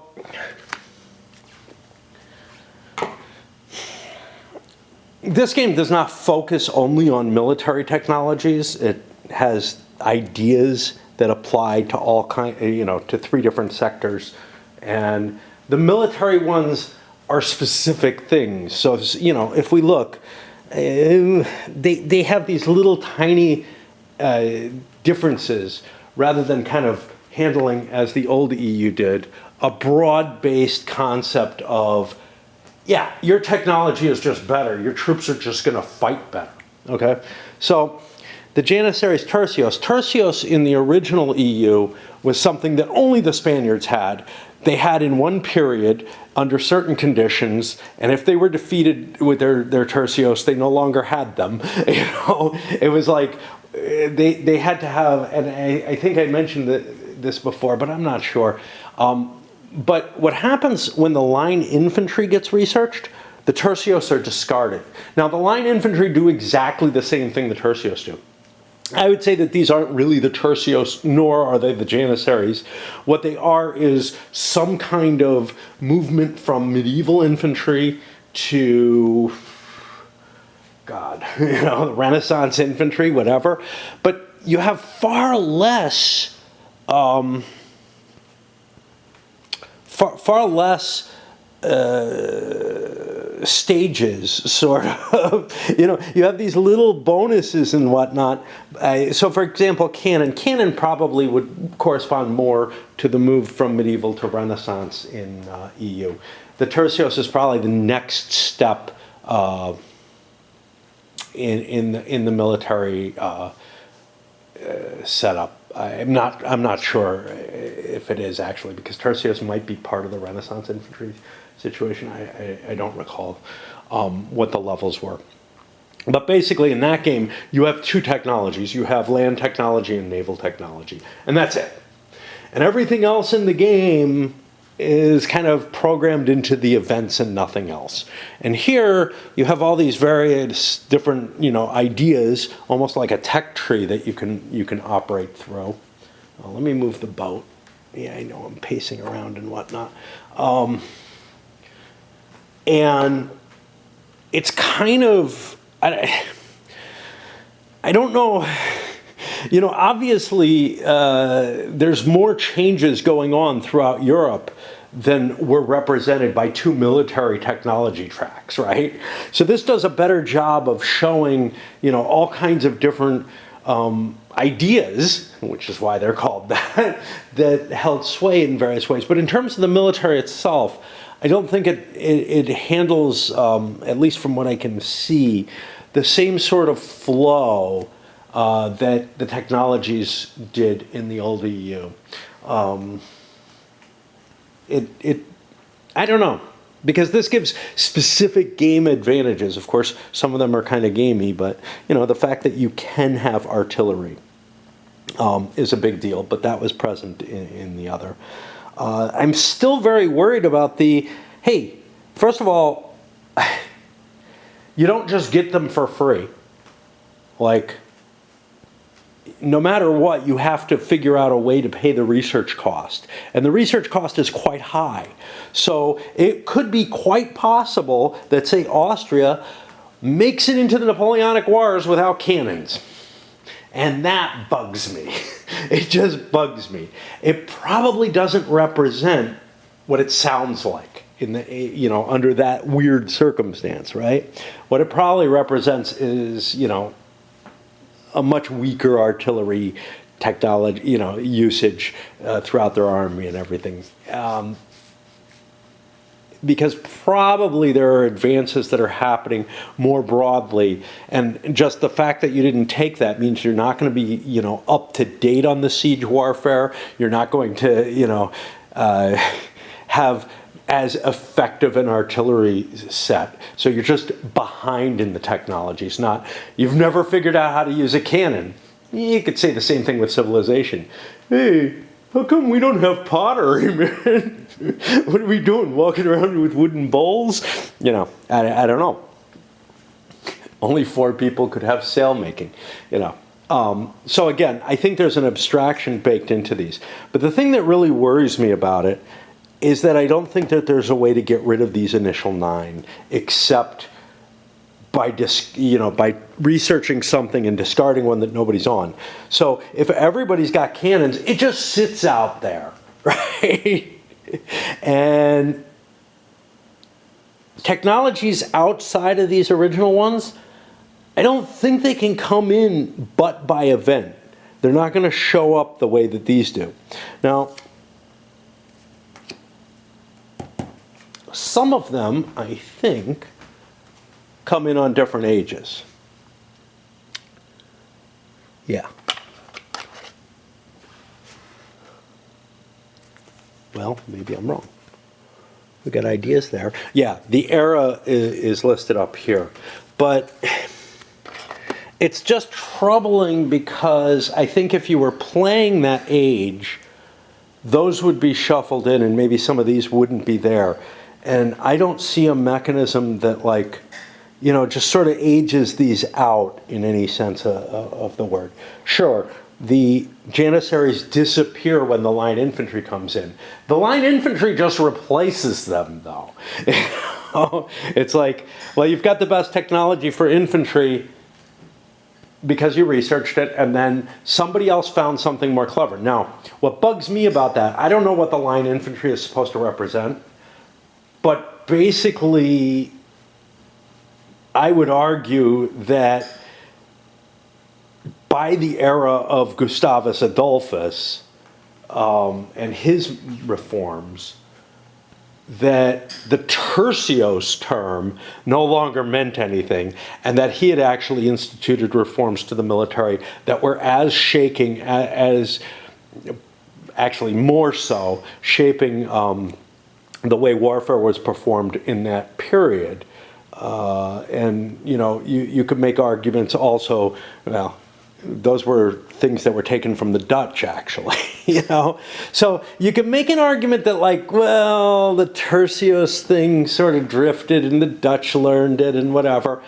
Okay, but they got better. They were better than the Spanish were, and the Swedes were better than anyone else was in their era. So it's almost like I feel like it should almost be up for bid at all times. It shouldn't be, well, France and Turkey have this idea, and, you know, other people can get it, but they're not going to beat them out. Almost something like this, where the newest person who goes in with it, like, there'd be a couple of different ways you can either catch up or you could supersede, you know, or something like that.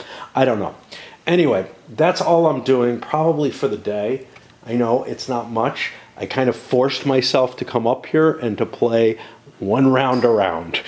I'm like, I got to do that every day. And yeah, I'm going to chat way too much for the sake of that. But I'm hoping that it catches fire in me again. But yeah, it really took a big hit, and then, you know, my addiction is also driving me away from being able to do anything else. Right, back to the grind, trying to get into this again. It's not easy, you know. Once I start to realize where the flaw is, and that it's one that, it's not really a flaw. I mean, it's a mismatch with what I can handle, and that I probably can't get up to speed on this game ever. That I'll just be playing it blindly. Now, I'm able to enjoy Age of Renaissance, which has that issue in it, because I feel like I'm progressing, doing the things I want to do. When I actually face reasonable opponents, that does, you know, it's proven very quickly that I suck. But I don't think I suck when I'm playing it solo. Here, I feel overwhelmed with the choices, and that's kind of the difference. Sometimes I feel a little overwhelmed in Age of Renaissance, but not to the degree that I'm feeling here. This is feeling like, you know, the Euros, the big heavy Euros, that just, you know, that seems to be the goal in them. And here, maybe it arises more naturally by choosing to take that Euro design. In my life, beautiful day, should go out walking, something like that. Not going to happen, I think. I'm fatigued. My addiction had an event, which is part of why I haven't been able to play here. I've been stuck to it constantly. And also my sleep schedule becomes so weird under such circumstances, where I'm like up for a couple hours, and then I set the game to play, and I catch a couple more hours of sleep, and back and forth. Yesterday I finally went shopping, and things did not go all that well. I broke an egg on the way back by poking it with my fingernail. I was afraid it was going to fall out of the cart, but I ended up bringing it home, and it, it was still good enough that I could eat it, as long as I did so, right when I got home. But also at the bottom of my driveway, yeah, I know this has nothing to do with the game, and the whole bottom of my driveway is just a mud patch, and I couldn't make it up the hill with my car. I tried that once before. I fell, and it was not pleasant, and hurt myself, my ankle again, and got mud all over my pants, and eventually got it up. But this time I decided not to chance it. It feels worse. It felt worse this time, like slicker, more mud. And then when I got home, the feta cheese that I bought, I found out is just moldy underneath. And I'm like, oh, shit. And maybe for a normal person, they would just run out and return it. And I have the receipt and everything, but it's an hour and 15 minutes each way for, $6, $7. And sure, I won't take a $2 bus and I'll walk that distance, but there's a difference somehow. I don't know. Anyway, I'm hoping to cut out most of the mold, but I have another one, that I'm still working on. I always stock up on stuff. All right, to the game, I guess. The French appear to be set up perfectly well. Don't want to drop it now. My diplomacy, I'm not going to get another diplomacy if I do a trade or something like that. So yeah, I'm going to subjugate Provence. Vassalize your ally. Their vassals may be included as targets, or annex your vassal or one tax ally. I have both realms at peace. I have a royal marriage, so my base tax is greater than the targets. Yeah, we're all good. So I discard equal to their base tax, which is these three, and I get a vassal markers on these. Provence itself is a large, so it eats two of these. And Anjou is small. Now, I don't think that solved my problem, because I think I still have to subjugate the French dukes. I still need owns or vassalize Provence, Anjou, Nantes, and Rennes, which are here. I still have to deal with the English, but I'm at peace with them and can't do anything about that. But it's sweet that everything kind of worked out in terms of, like, I still remember. It's fucking Thursday now. Spain's got an icky position. I can do a reorganize my goals, whatever the fuck it's called. What I need to do is I need to do the Reconquista.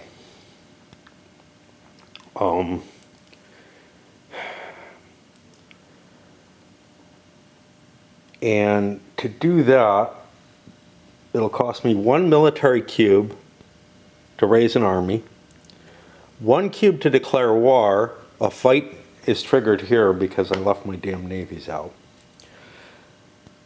If I win that fight, I get a cube back. Okay? Then I can move in, and if I win the fight, I get a cube back. So it is still possible. So I think we're going to raise that army now. What I don't have is the military cubes to get any of these additional cards, which I'd like to do, or to apply a general or anything like that. I'm cutting it so damn fine. Vaguely remembered this. Build to force limit. But that's have 9 or more military with all of them deployed. If I count my army, even if I throw everything on, it's 1, 2, 3, 4, 5, 6, 7.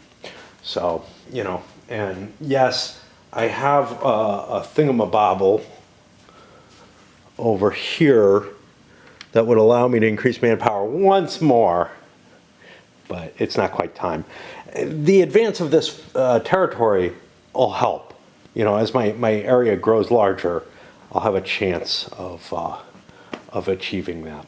But it's just, you know, I vaguely remembered one of those. That's the best I can do, is vaguely remember the things that I can go for that aren't right in front of me to deal with. I can pay attention to these. I can't pay attention to those. There's just too many different places that I have to be and look around this, you know, fairly large set of board. And I would think that, you know, if you were sitting here in this kind of circumstance, the people sitting next to these would have a real advantage because they would constantly be looking over. Again, there has to be something else. Even if it wouldn't help me, something like the Age of Renaissance sheet. And I'm sure people are going to make stuff. The real issue is when you make the game all about, you know, cards, the cards become a resource that you have to be able to visually access, as are other players' mats if you're going to deal with them and if you're going to cope with them and whatever and try to fight them. You have to be able to understand what they have. And I feel like the paper solution at least gives players a chance to do that. This, Jesus, I don't know. You know, obviously I make things worse, but okay.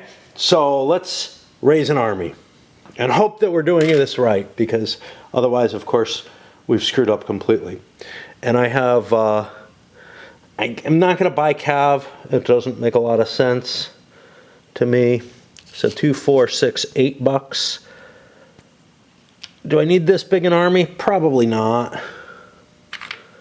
Does it hurt me to have this big an army other than the cost? Well, yeah, I have to pay maintenance on it. And I'm not going to get that many dice. So 1, 2... I get 3 dice no matter what. I'm gonna take $2 back because I don't want this big an army that I have to keep paying for. It's gonna hurt my odds. And I guess that's it for me. They're gonna work their way up. I don't know. Should I get some cash first? I don't know. It's so hard to tell. Let's use cards because they're in front of me. 3, diplomacy to study technology. I'm going to study cannons. I think they add the most to my situation. It's hard to tell. No, see. Here's the thing. I place here, I give a point to these guys. But let's look at the dice. So this die has 1 double unit and 1 cannon. Looks like it's about equal. The cannon is a better deal because it gets me an extra unit. So I spend a military power, that's what the card says, to research cannons. I'm here, I get the 2 influence, or prestige. Honestly, I feel like that's kind of silly. I feel like sure, the early adopters getting off the first couple people who take it makes sense. But I actually kind of feel like later people shouldn't get anything but the technical improvement. And it should come almost for free. That would feel more like the old EU, where ideas, well, technology just spreads kind of automatically. You don't have to go hunt it down. Although maybe that's unreasonable as well. So I gained that. Nobody else gets anything. I do get a cannon over in my army. See, this adds a couple of dice, but a couple of dice give me the same advantage either way. And the extra piece is there, so that's actually advantageous. And that'll put us over to the Austrians. One thing you don't see is When I'm on that side of the board, it's fine. But when I'm on this side of the board and I have to lay my camera down while I'm thinking, there aren't a lot of safe spaces to put it in. Yes, I can put it in Russia because that's not in the game right now. I can put it over here. I can put it on top of some of these cards. This is, again, you know, a matter of, hey, my table's just not quite big enough to handle everything, or it handles everything but quite tightly. You know, the fact that I have that over there adds to the problem, because if you think about it, all of this would have to be in the same location. So, you know, what you want is a larger table setup than I have. But if you had that with a group around it, it would be even harder to see not just these things on the card, but the board state and stuff like that. It would be really a pain in the ass to cope with something that takes up this much space, where the activities that players are taking are fairly interactive, right? It's like that Euro design. Hey, it's your turn, do your thing. Come on, everybody's waiting on you. You know, it wouldn't necessarily be that way, but the game is going to drag on forever if people aren't kind of taking their turns quickly as they would in a Euro. And, you know, there's really not room for, in this kind of pacing of a game, and this I really hate when I'm playing something opposed, for, oh look, it's, you know, it's Pat's turn. He always takes a long time. Guess it's time for me to go out for a smoke. I miss that. I miss that. When somebody has a long turn where they have a lot to do, I have a lot of downtime, and that's a good thing from my point of view. That's a very good thing. Because it's very hard, especially, you know, I mean, it's one thing in a game that takes 40 minutes to an hour or less to be constantly engaged. It sucks when you start getting to the bigger games. The longer and bigger the game is, the harder it is to cope with. You know, so something like Here I Stand or something, I have a really hard time playing that opposed. Or even 18XX. I have a tough time coping with it because I have to be, you know, in one place and can't go off and, you know, have a smoke outside and enjoy the weather or whatever. It feels like they're in an incredibly weak position right now, losing the war. This defend the umpire looks almost impossible in the near future. So I'm gonna do the default and draw for trade. I need money. I've got a loan out. This will help. The designer, one of the designers, has told me, "Hey, loans are your friend. Try using them." And I'm like so terrified because I know the people who end up needing the loans are going to be short on cash. They're going to have a hard time getting them back. If you're wealthy, taking out a loan, if you've got a good source of income coming in, taking out a loan can make a lot of sense. But it feels like the people who have them are the worst off. Saxony. That's when I'm in. Let's think about that. Okay. I could also do the Adriatic. Am I missing paying attention to that? No. Okay, so Saxony is the only one that I can reasonably get to, right? English Channel, I don't have a port here. Okay. Prague.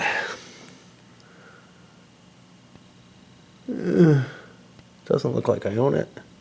Berlin, I definitely don't own. Magdeburg, don't believe so. Frankfurt.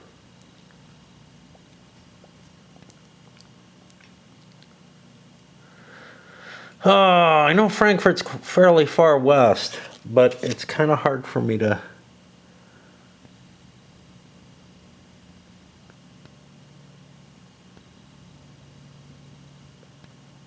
It's got to be further west than Dresden now. But I'm having trouble finding it. Oh, God. Of course, I could be covering it. I don't think Austria owns Frankfurt. That's the problem, is that, like...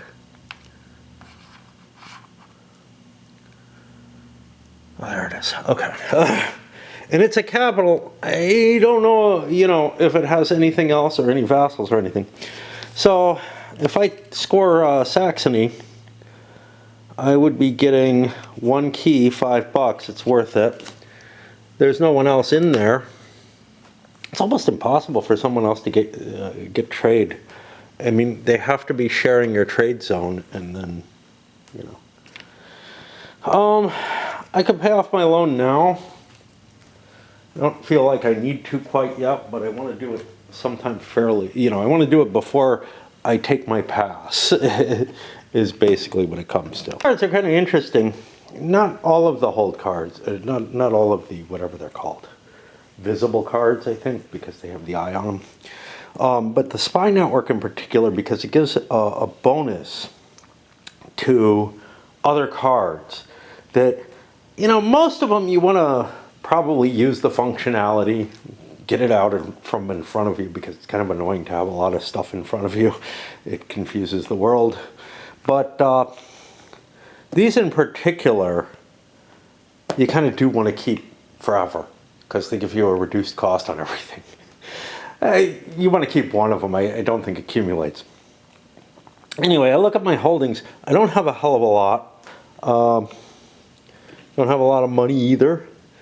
My goal of trying to vassalize the knights rather than actually defeat them isn't really making a lot of ground. I got my alliance there, that's great, but if I recall, an alliance doesn't really help that much. It's a cube, sort of. But what I really need there is a royal marriage. Okay. But I don't have anything that's just dying to be done. I could try trade, get some cash. But instead what I think I'm going to do is trigger an event. Because if I pass, I get $5, and I'm immune from being attacked. Other bad stuff can happen to me. And to tell you the truth, maybe I want to suppress unrest or something before I do that. Because there's no card that's really helpful to me. So let's take a look. Military actions. Administrative is the suppress unrest, right? No, there is not one. Oh, military actions. Yeah, I was looking in the wrong area. Suppress unrest is one per province. I mean, I might as well. Do I need an army present to do this? I don't know. I don't fucking know anything. And that's the thing. There's so much that it's really, really hard to remember your whole menu of stuff, right? It's like memorizing, you know, the relevant portions of the ASL manual or SFB or something like that. Unless this becomes a lifestyle game for you, you're going to be flipping through the rulebook constantly. Even if it does, in the case of SFB or ASL, I mean, you can't.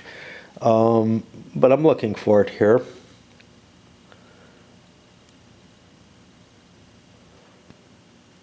Okay. There we go. Tiny little thing at the bottom. Provinces where it contains enemy units. Provinces that you occupy. Provinces occupied by an enemy. Oh! Okay, so I screwed up, I think. So I'm not sure. I did something that suppressed unrest in occupied provinces before. So I may have cheated. No big deal.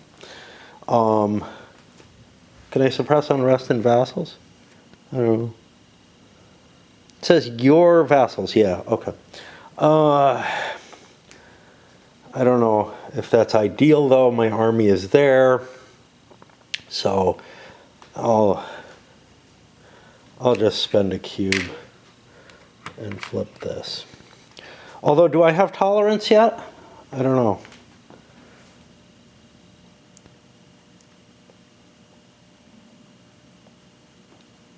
Okay. That doesn't help. And that'll move the boat forward. And honestly, you know, by the time I'm about halfway through the cycle, I'm fatigued. Which is why I play one cycle and then I'm done for the day, basically. But I don't mind talking. Because to be fair, if we look at the old EU, you know, I was lucky to get through a turn a day when I was buzzing along into the game and everything. And look, you know, I never played that this lightly, right? My state now is just so non-conducive to getting my board games played. I'm just fucking waiting for death, you know? And I thought this might be exciting enough and interesting enough, but nothing is. The last thing that I really enjoyed was Stellar Horizons, that I really enjoyed playing. I was totally hooked on. And I already mentioned that in these videos. And I mean, that was before my wife died, so, you know, and before I lost my job. So I've been kind of into some 18xx's, but nothing mind-blowing, you know, nothing that really turns me on completely to it. So, you know, it just may be that I'm not able to enjoy anything anymore to any degree. Again, I'm waiting for my death. So I don't have the fucking guts to do it myself. And for whatever reason, I don't understand that. End the misery. Which is a good sign that you should probably shut this off, because this is the misery. But yeah, I used to be able to run through, you know, a full turn. I would equate that with, you know, doing one draw of cards in this. And probably in about the same amount of effort and whatnot. And one draw of cards in this, see, the eras in this are larger than the eras in EU, or not necessarily. The eras in this are larger than 4 turns of EU, of the old EU. The old EU, 4 turns, you know, there is not an era that's 4 turns long, first of all. So this would go significantly more quickly if I was playing it with that same level of engagement and excitement that I used to have when I was playing EU. But there's no guarantee I would be able to get through a turn of EU. You know, I probably would be able to get through what I used to do. You know, like when I walk down after a turn around the table, that's the equivalent of maybe doing one nation's spreadsheet at the beginning of the turn, and there's 6 of them, you know, each turn, or doing one sequence of turns of moving the forces and whatnot. And it's really about the same effort and whatnot. So it's just a matter of, yeah, you know, some of it may be my excitement and whatever getting in the way, but most of it is just me. I ain't able to play anymore. The Turks are set up to fight. I don't have any military generals here. I got anything here I want to play? Innovative tactics? No. Military innovation.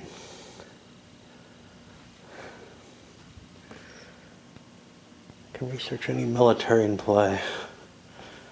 Drill is dangerous. It gives you a debt. I can handle that. When you fight a land battle, remove one of your enemy's battle dice from the battle. That's kind of nice. They'd only be rolling 2 dice against me. I have the other 2, so let's get this done with, I guess. Again, the balancing. Do I do this first, or do I do the other thing, or do I attack first? You know, if I'm going to do both in the same turn, I obviously want to do the research first, get the advantage from that. If I'm not going to do both in the same turn, I can't do the research, right? I need to attack. I don't have that kind of choice in the old EU. In the old EU, let's say I'm investing in research, I do that on my spreadsheet as I'm figuring out my force pool and doing everything kind of at once in one big calculation. That's easy for me. You know, I can contemplate, well, what are the odds that I'm going to screw up in the combat or whatever? But here, I'm faced with this, I got to figure all that out to decide to make this one little choice, one little single impulse choice. I have to keep doing the same kind of figuring that I have to do in EU once a turn during the economic phase. And that's what I really don't like. And it applies to the CDGs, it applies to coin, it applies to the levying and campaign. It applies to everything that's like this modern, very interactive play, right? Now, I don't mind the interactive play in something like some of the old Victory Games games. Vietnam, let's put that aside. That's got its different problems.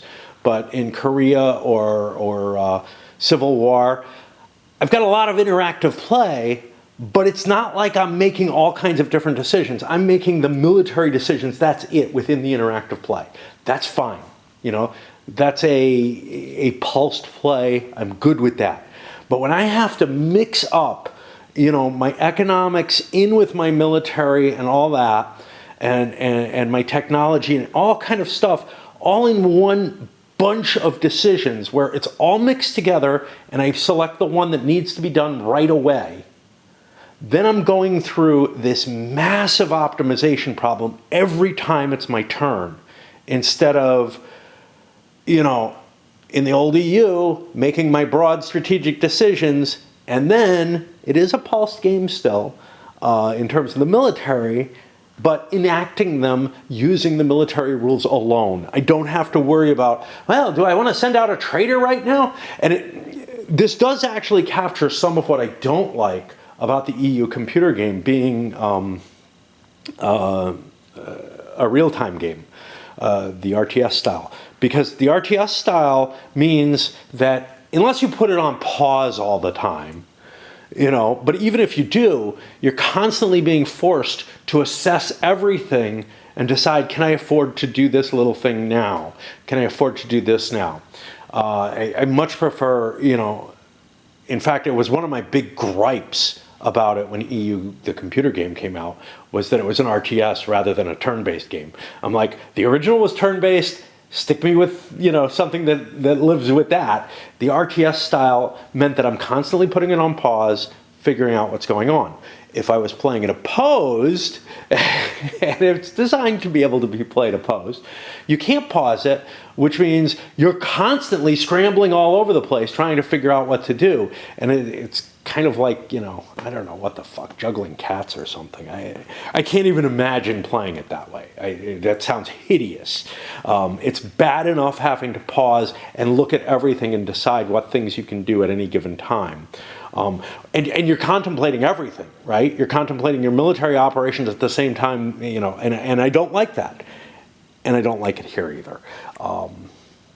And it's very much a pattern that the modern games that, you know, are building off that Euro tradition. It's fine on the old Euros where your decisions were relatively limited. You know, yeah, they were simple games that didn't have a lot of big choices. But when you start applying that to these big guys, oh man, it's just a fucking nightmare for me.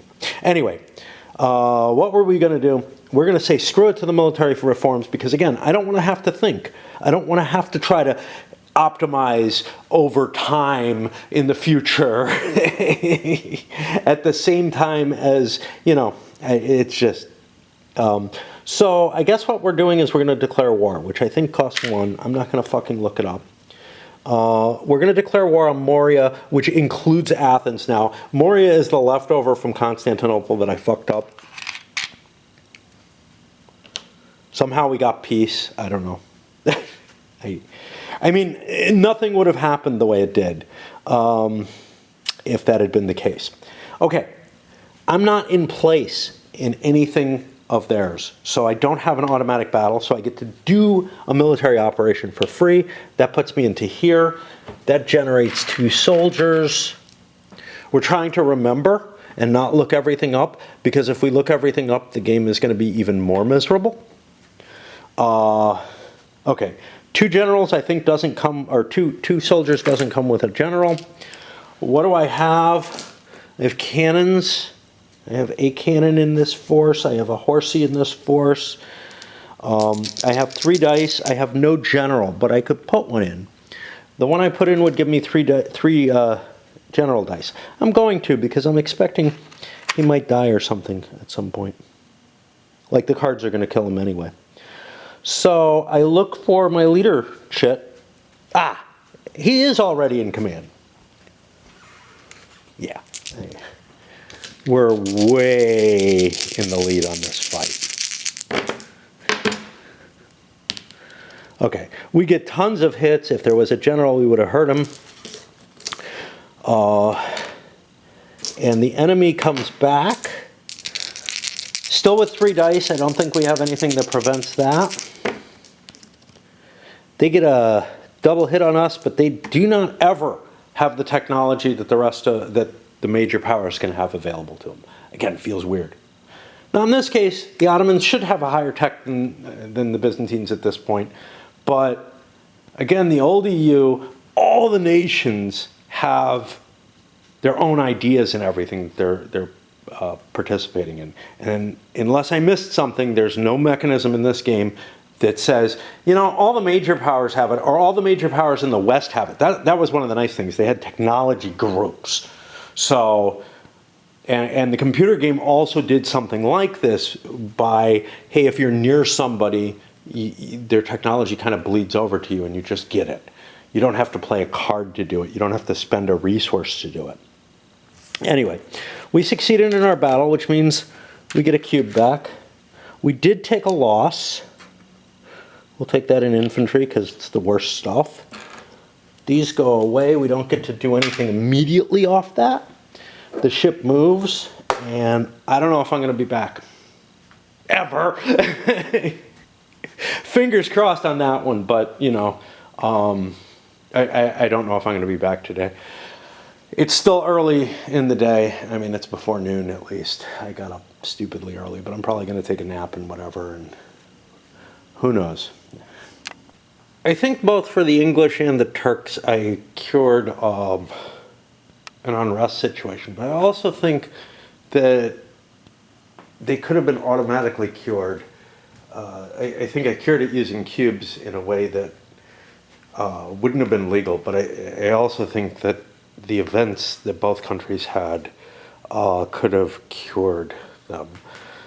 I remember this feeling of, oh, well, I fucking wasted them, which I didn't feel the first time I played. The English actually planned on, well, they didn't plan on it because I didn't have in mind the chart and the things that I could do. And I was just like, oh, well, that's kind of a bonus. As opposed to, oh, I really ought to fix this without thinking about the event. Because, again, there's just too many pieces, too many little cards, too many little pieces of information that I have to keep in mind to do things correctly, right, to play well. The French, not a lot of cubes left. They're mainly administrative. And I'm not really able to do anything valuable with those. I could realign my nation, but they could be useful, so I'm going to leave them where they are, because, again, I don't have anything I really want to do. I have a military advisor here who I probably want to buy, but that doesn't take an action. So I'm looking at the event, the War of the Roses, and I think I'll take it. The question is which way I want to do it. So automatically it adds 3 unrest and 3 rebels in Northumbria, or Northumberland. Oh, wow, that's everything. Okay, so this is the Yorkists, I guess. Although, honestly, the Lancastrians are have a lot of power in the north as well. This is the Duchy of York area. Lancaster's up around here. Northumberland, it could have gone either way, but I'm trying to think. I think they supported the Yorkists. I can't remember. I get a couple of bucks. Let's put a couple bucks on each of the remaining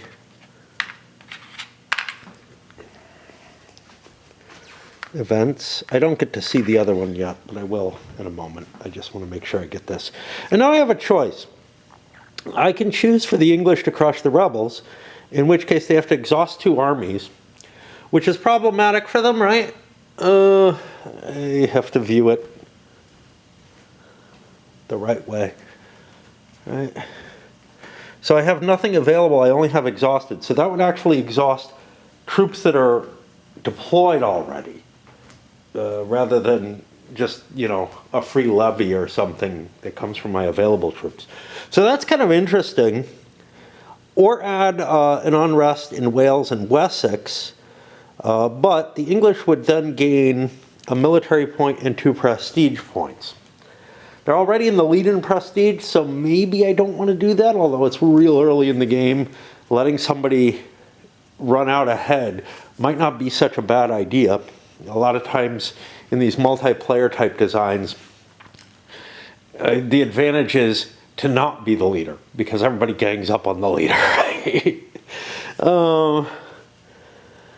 And I would gain a military pip, which, you know, fine. The other side of it is England loses a stability and a prestige, and I gain a diplomacy, which I could then churn to get myself some trade again. I have not spent a trade yet, and don't have one without reorganizing. Of course, reorganizing doesn't cost me anything. It just costs me, like, I can only do it once. So it's really not that big a deal. It's not like your focus of your king is really that important, because you can rebalance it each turn. And if you're really clever and careful and can figure out everything in advance, it's probably something that's pretty easy to do outside of the will somebody else fuck with me. Now, the will somebody else fuck with me means that you might want to hold it in reserve until you absolutely need to do it. But again, you can have it set in your mind if you're one of those clever people who, you know, is constantly thinking about the game at all times while everybody else is taking their turns and whatnot, instead of whatever it is that I would be doing. And of course, when I'm away from the game, but the way I play solitaire, it just doesn't work. But it doesn't work for me opposed either. I kind of like that option. However, I also really like the idea of weakening the British so that I can maybe next turn end the occupation. So I'm going to actually roll a die for my decision on this. Odd, even. Even? Okay. I mean, taking a stability away from England is good too. So they lose a prestige. They lose a stability. If this were a shorter game, this would definitely be the right option. I'm not so sure right now. But I prevent them from getting a military. I'm not sure which one helps them more. You know, this idea of exhausting a couple of their ground troops, though, when they're low on money, would have been very appealing, I think. However, this gives them Edward IV, who they definitely want.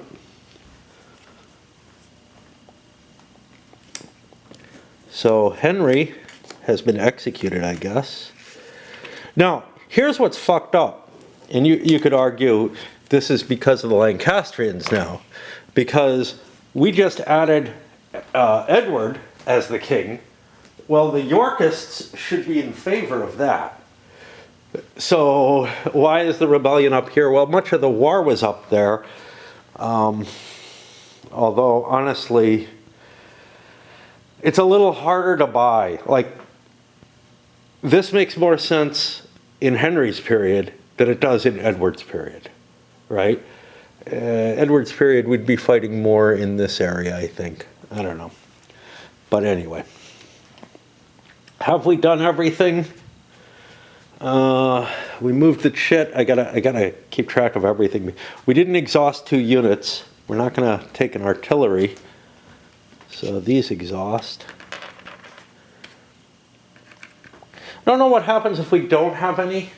There's some sort of bankruptcy type thing. I think we lose some royal power, some of the little cubes, and we get a new card, which is Revolts. The person who plays it gains a military, chooses an area where they have a brup without a beep, and another area adjacent to it, and add a breep to 2 brups in each area. One of those brups must be your own. I think those are towns and not claims, because otherwise it wouldn't make any sense. And we push forward, and I go downstairs and kick off another raid and come back up to play another country. So I kind of lied to you guys, as I often do, about coming back. But again, I'm awake, I have my coffee, I'm like, well, I don't want to just watch videos, which is what I all too often do in my life when I'm like running my game on auto like this. Not this game, my addiction. But I wish I had listened to my feelings of exhaustion in a way. I want to get this done, or I want to get this moving along. Obviously, I'm nowhere near done. I'm not even done, close to done with the first period, I guess. But yeah, I mean, doing this one has fatigued me again. I don't know why. Okay, so if I recall correctly, I guess the Spaniards are going to declare war. I get a little war thing pointed at Granada here. And I don't have anything there, I don't have anything here, but I do here. So there will be a battle. There's one naval location. These are not the same. They look similar, but you'd be shocked if they were the same. And my navies are at war. Neither of us have an admiral. So here's the Spanish fight. We got 1 hit. That's enough. They got a hit on us as well. This doesn't go in exhausted. It just goes here because boats don't rely on manpower. But, that's a kind of nasty hit for us. We have won the battle. So we get a military cube back. We don't get a free action because there was a battle. And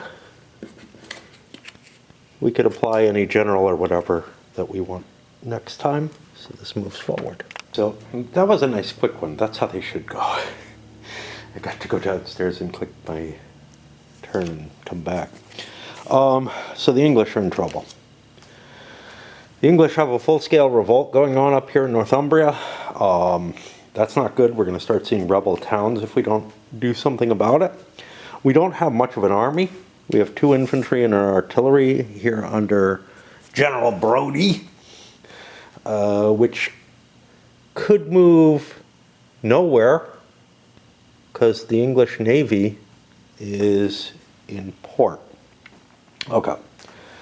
That's the first thing we need to fix then. We need to do a trade action. Gives us a free movement of our ship if we take it. And that'll help us in the military situation. Now, it's possible that there are nasty things that can happen because I leave a problem like that out at play. Yeah, this one's not going to work. English Channel sounds good. Bordeaux. Is Bordeaux one I'm able to get to? I don't know. There's Champagne. Okay, so Bordeaux is also there. Now Bordeaux comes with the problem, the French do have a merchant there. They would not have to flip him over and they'd score money. That's probably not what we want to do. However, if it makes us a lot more money, it might be worth it because we've got our debt. English Channel, Amsterdam. We can't do Bordeaux, can we? Yeah, we could. We could get to Eastern Atlantic and that would work. Okay. Amsterdamster, Antwerp, Normandy. I'm sure we have Normandy, that's there. You can't really see it, and London. So we would have a ship, 2 towns. So we would have a 4. That would get us $8.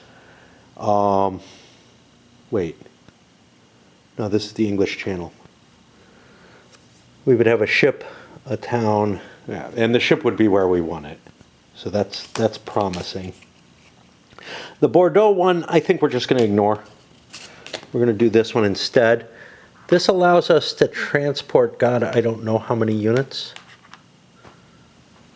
I want to say 4, but I may not be right. And I'll have to look that up if that's the case. Crap. So 1, 2, 3 for the ship, 4 gets us $8, which is not bad. We don't have to pay the loan yet. We will delay it as long as we can, just because you want to keep your options open, and taking out a new loan would mean paying the penalty twice. So I was stupid about Austria. I apparently misunderstood what I was intending to do, and I look and it works.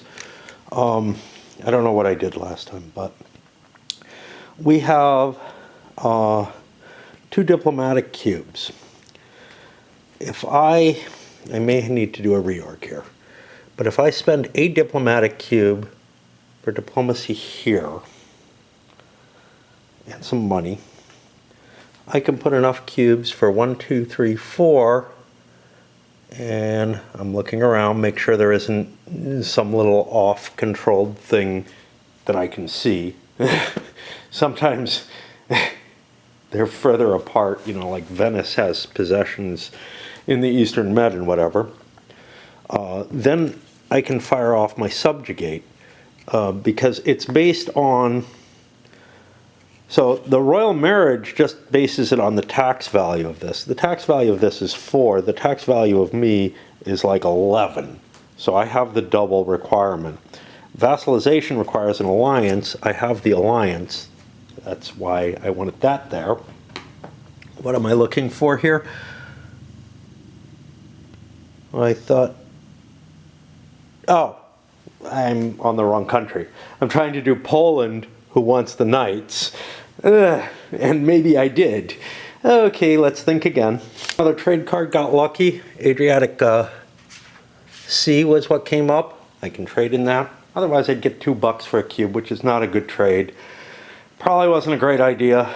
I don't want to reallocate or whatever. I would have probably passed but there's nothing really that appealing to me among these. The Veneto-Turkish conflict might be interesting, and it has the most money, but it's not that interesting. Seeing the Austrian cards, something that, you know, would not be available. So you either memorize what the deck of cards does and what sort of common cards, like common action cards like subjugate, are going to do, or, you know, you're just at a loss as to how to effectuate getting the knights the way I did. I lucked into that in terms of what I had in hand. I think maybe I did something. Do I have a vassal anywhere? No. I have one, but I started with them. Yeah, in terms of effectuating, you know, what I desire, I don't have the information I need, right, without knowing what the deck of cards actually is. And to some extent, you know, you could argue, hey, you know, that's sort of the case with any game. You have to kind of know what the basic cards might do and whatever. Yeah, I guess. You know, I'm comparing this. I'll compare this to a couple of things. I'll compare it to CDGs, where you look at your hand and it kind of gives you an idea of the types of cards there are, where, you know, usually it's not have X, Y, and Z, like it is here, to accomplish something on a common card. It might be on a really weird card, but that's a card that once you have it, becomes more like one of these missions, or whatever they're called. Whereas, you know, if you look at something like Age of Renaissance, again, the common cards are like, you know, the trade goods, or, hey, I can go in and have a crusade. These are important things to know towards winning the game, but not necessarily that important towards being able to play it kind of effectively with the hand you have. Like, you could set yourself up so that a certain card, if it comes up, will give you a bonus. That sort of foreknowledge thing. And I don't like the idea that that exists in a game, but, you know, in anything event-driven, there's going to be some degree to which knowing the odds of the game and knowing what the events might come up, you know, is going to cause that kind of problem, if you see it as a problem. You know, from a gameplay point of view, it's just, you know, knowing all the aspects of the game, knowing the rules in a sense, is knowing what all the cards are, right? If you wanna, you know, look at it that way, that's fine. That makes sense when you're like constructing a Magic deck or something like that. I feel like it's a little bit more iffy when you're looking at something, you know, that's meant to represent a historical situation where it's not completely, you know, like a game of Magic. What the fuck is it about? You know, why would I or wouldn't I know what, you know, the possible card set is? When you're looking at, you know, the role of, I don't know what, any person, any collection of people who are alive in your kingdom or whatever, is kind of how I look at these strategic games in terms of, is a card valid? So, if I can control the weather, that means I have a wizard, you know? Or I have some kind of advanced knowledge of the weather that is unfair and whatever. Maybe I have an alchemist, maybe I have advanced satellite technology. These things don't match this world, right? But, and in a way, the selection of these works that kind of way too. You know, like, sure, revolts happen, but why am I picking one and causing it? Sure, maybe in some cases the kingdoms were able to do stuff like that, but it's just bothersome to me. It doesn't make a lot of sense that I'm able to direct this event. And in the computer game, as far as I know, these events just crop up, right? They just happen to people. They're not like this Eurogamey mechanism of select something and, you know, target someone with it. Sure, I can use my spy network to do that. I got no problem with that. That makes perfect sense to be able to intervene in that way. What doesn't make sense is that every turn I have a chance to pick whether or not the English, you know, War of the Roses is going to start or whatever. You know, that bugs me to no end. That's the kind of gamey shit that I don't like. And the best I can do to handle it in CDGs or whatever is to do some hand-to-AV stuff and say, yes, to some degree you have some influence, like the British, you know, propaganda machine with the Lusitania and stuff like that. You can say, okay, you know, if they hadn't expended the effort on that, they would have expended it somewhere else, perhaps. But it's a lot harder here. It really is in some cases. It's a lot harder for me to come up with a good hand-wavy explanation. So I start to feel like the players are not the sum of the country's advisors and factions within that country or whatever that, you know, are directing the affairs. You're some sort of god of that country and able to reach down and affect the weather or cause revolts in another country or whatever, you know, in ways that just, I know, I lose my suspension of disbelief when I start thinking in those kind of gamey terms. Anyway, where the fuck am I? What am I doing? I'm trying to figure out the polls. And I got no clue.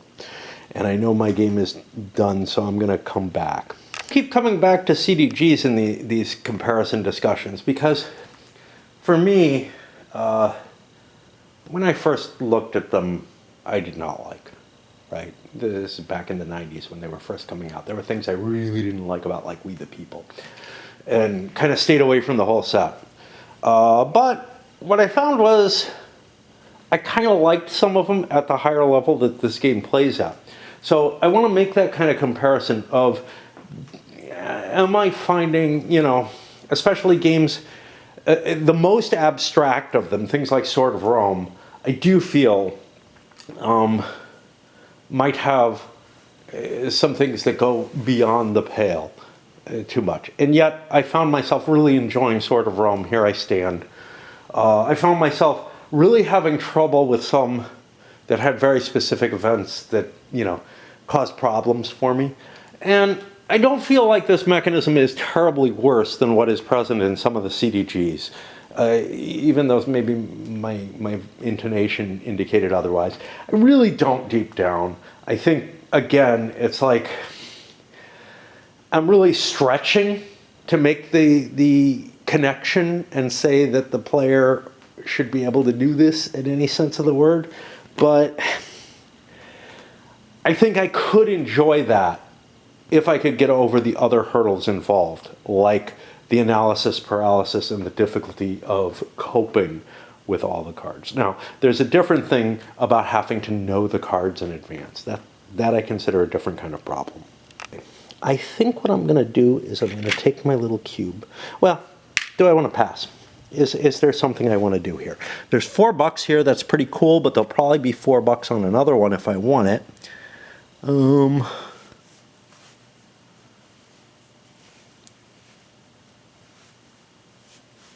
This is interesting. Ottomans lose a prestige and a military as well as a claim adjacent to the Aegean Sea. I think that means they lose the claim adjacent to the Aegean Sea, which would be interesting. They're currently at war, so taking this away wouldn't really do much, and they don't have any other claims. So I wouldn't really be doing too much damage to them with that. On the other hand, if I pick this one, I'm taking something away from them. They gain a military and a claim on the Aegean archipelago, and the papal controller can call a crusade. Yeah. I'm the papal controller, right? No. Looks like Spain is, so I don't really give a shit. You know, that would open up an option for me that I probably would not be able to take because I'm in no real... I'm very weak right now. But I certainly don't want to help the Turks. Do I gain anything by doing that? No. So I'd basically be getting $4. Oh yeah, I gain a military for that. I don't gain anything for this. So I'd be getting $4 in a military to give potentially a nice advantage to the Turks. Oh, I think instead what I'm going to do is I'm going to reorganize. So I put this cube here. I have a card that has this central authority. I'm going to move my admin here. I don't want to spend this card, so I don't want to throw it away. However, there's one other thing that's allowed in the reorganization, which I have to look up.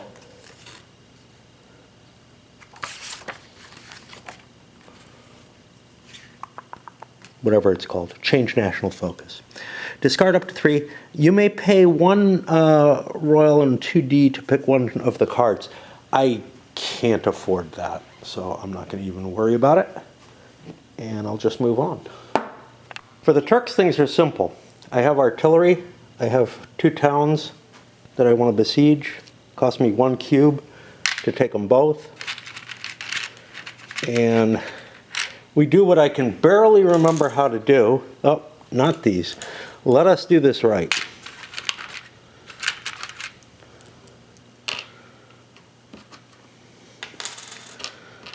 We don't want to fuck things up.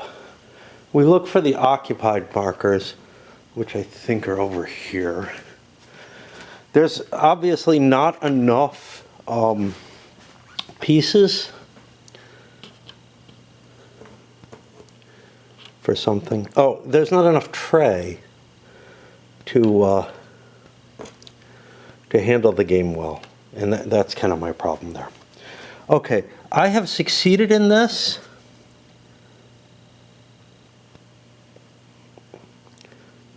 once I go to peace. And then I'll be allowed to research the tolerance idea. But it's going to cost me 2 admins, so I'm going to have to do some kind of reorganization to get the admin there when I claim this. Or I can hold off till next turn and claim it, you know, during my next turn, whatever. That's going to get us to the end of the line of this cycle, and this video has gone too long. Yeah, I know. Most of the problem is either me griping about shit about the game, you know, not just playthrough stuff, or worse, me going into my personal life. But, you know, those of you who are this far in are used to that, I think. So, up it will go, and I think the second half of whatever this set of cards, so this is like the second set of cards out of 4, I think we'll go a little quicker, but I don't know for sure. And it seems like a good idea to send up now, because while we're probably past the halfway point, we don't want to just keep plowing through. Nobody's passed yet. Yeah, there are people who are getting close, but there's important things that everybody has to do still.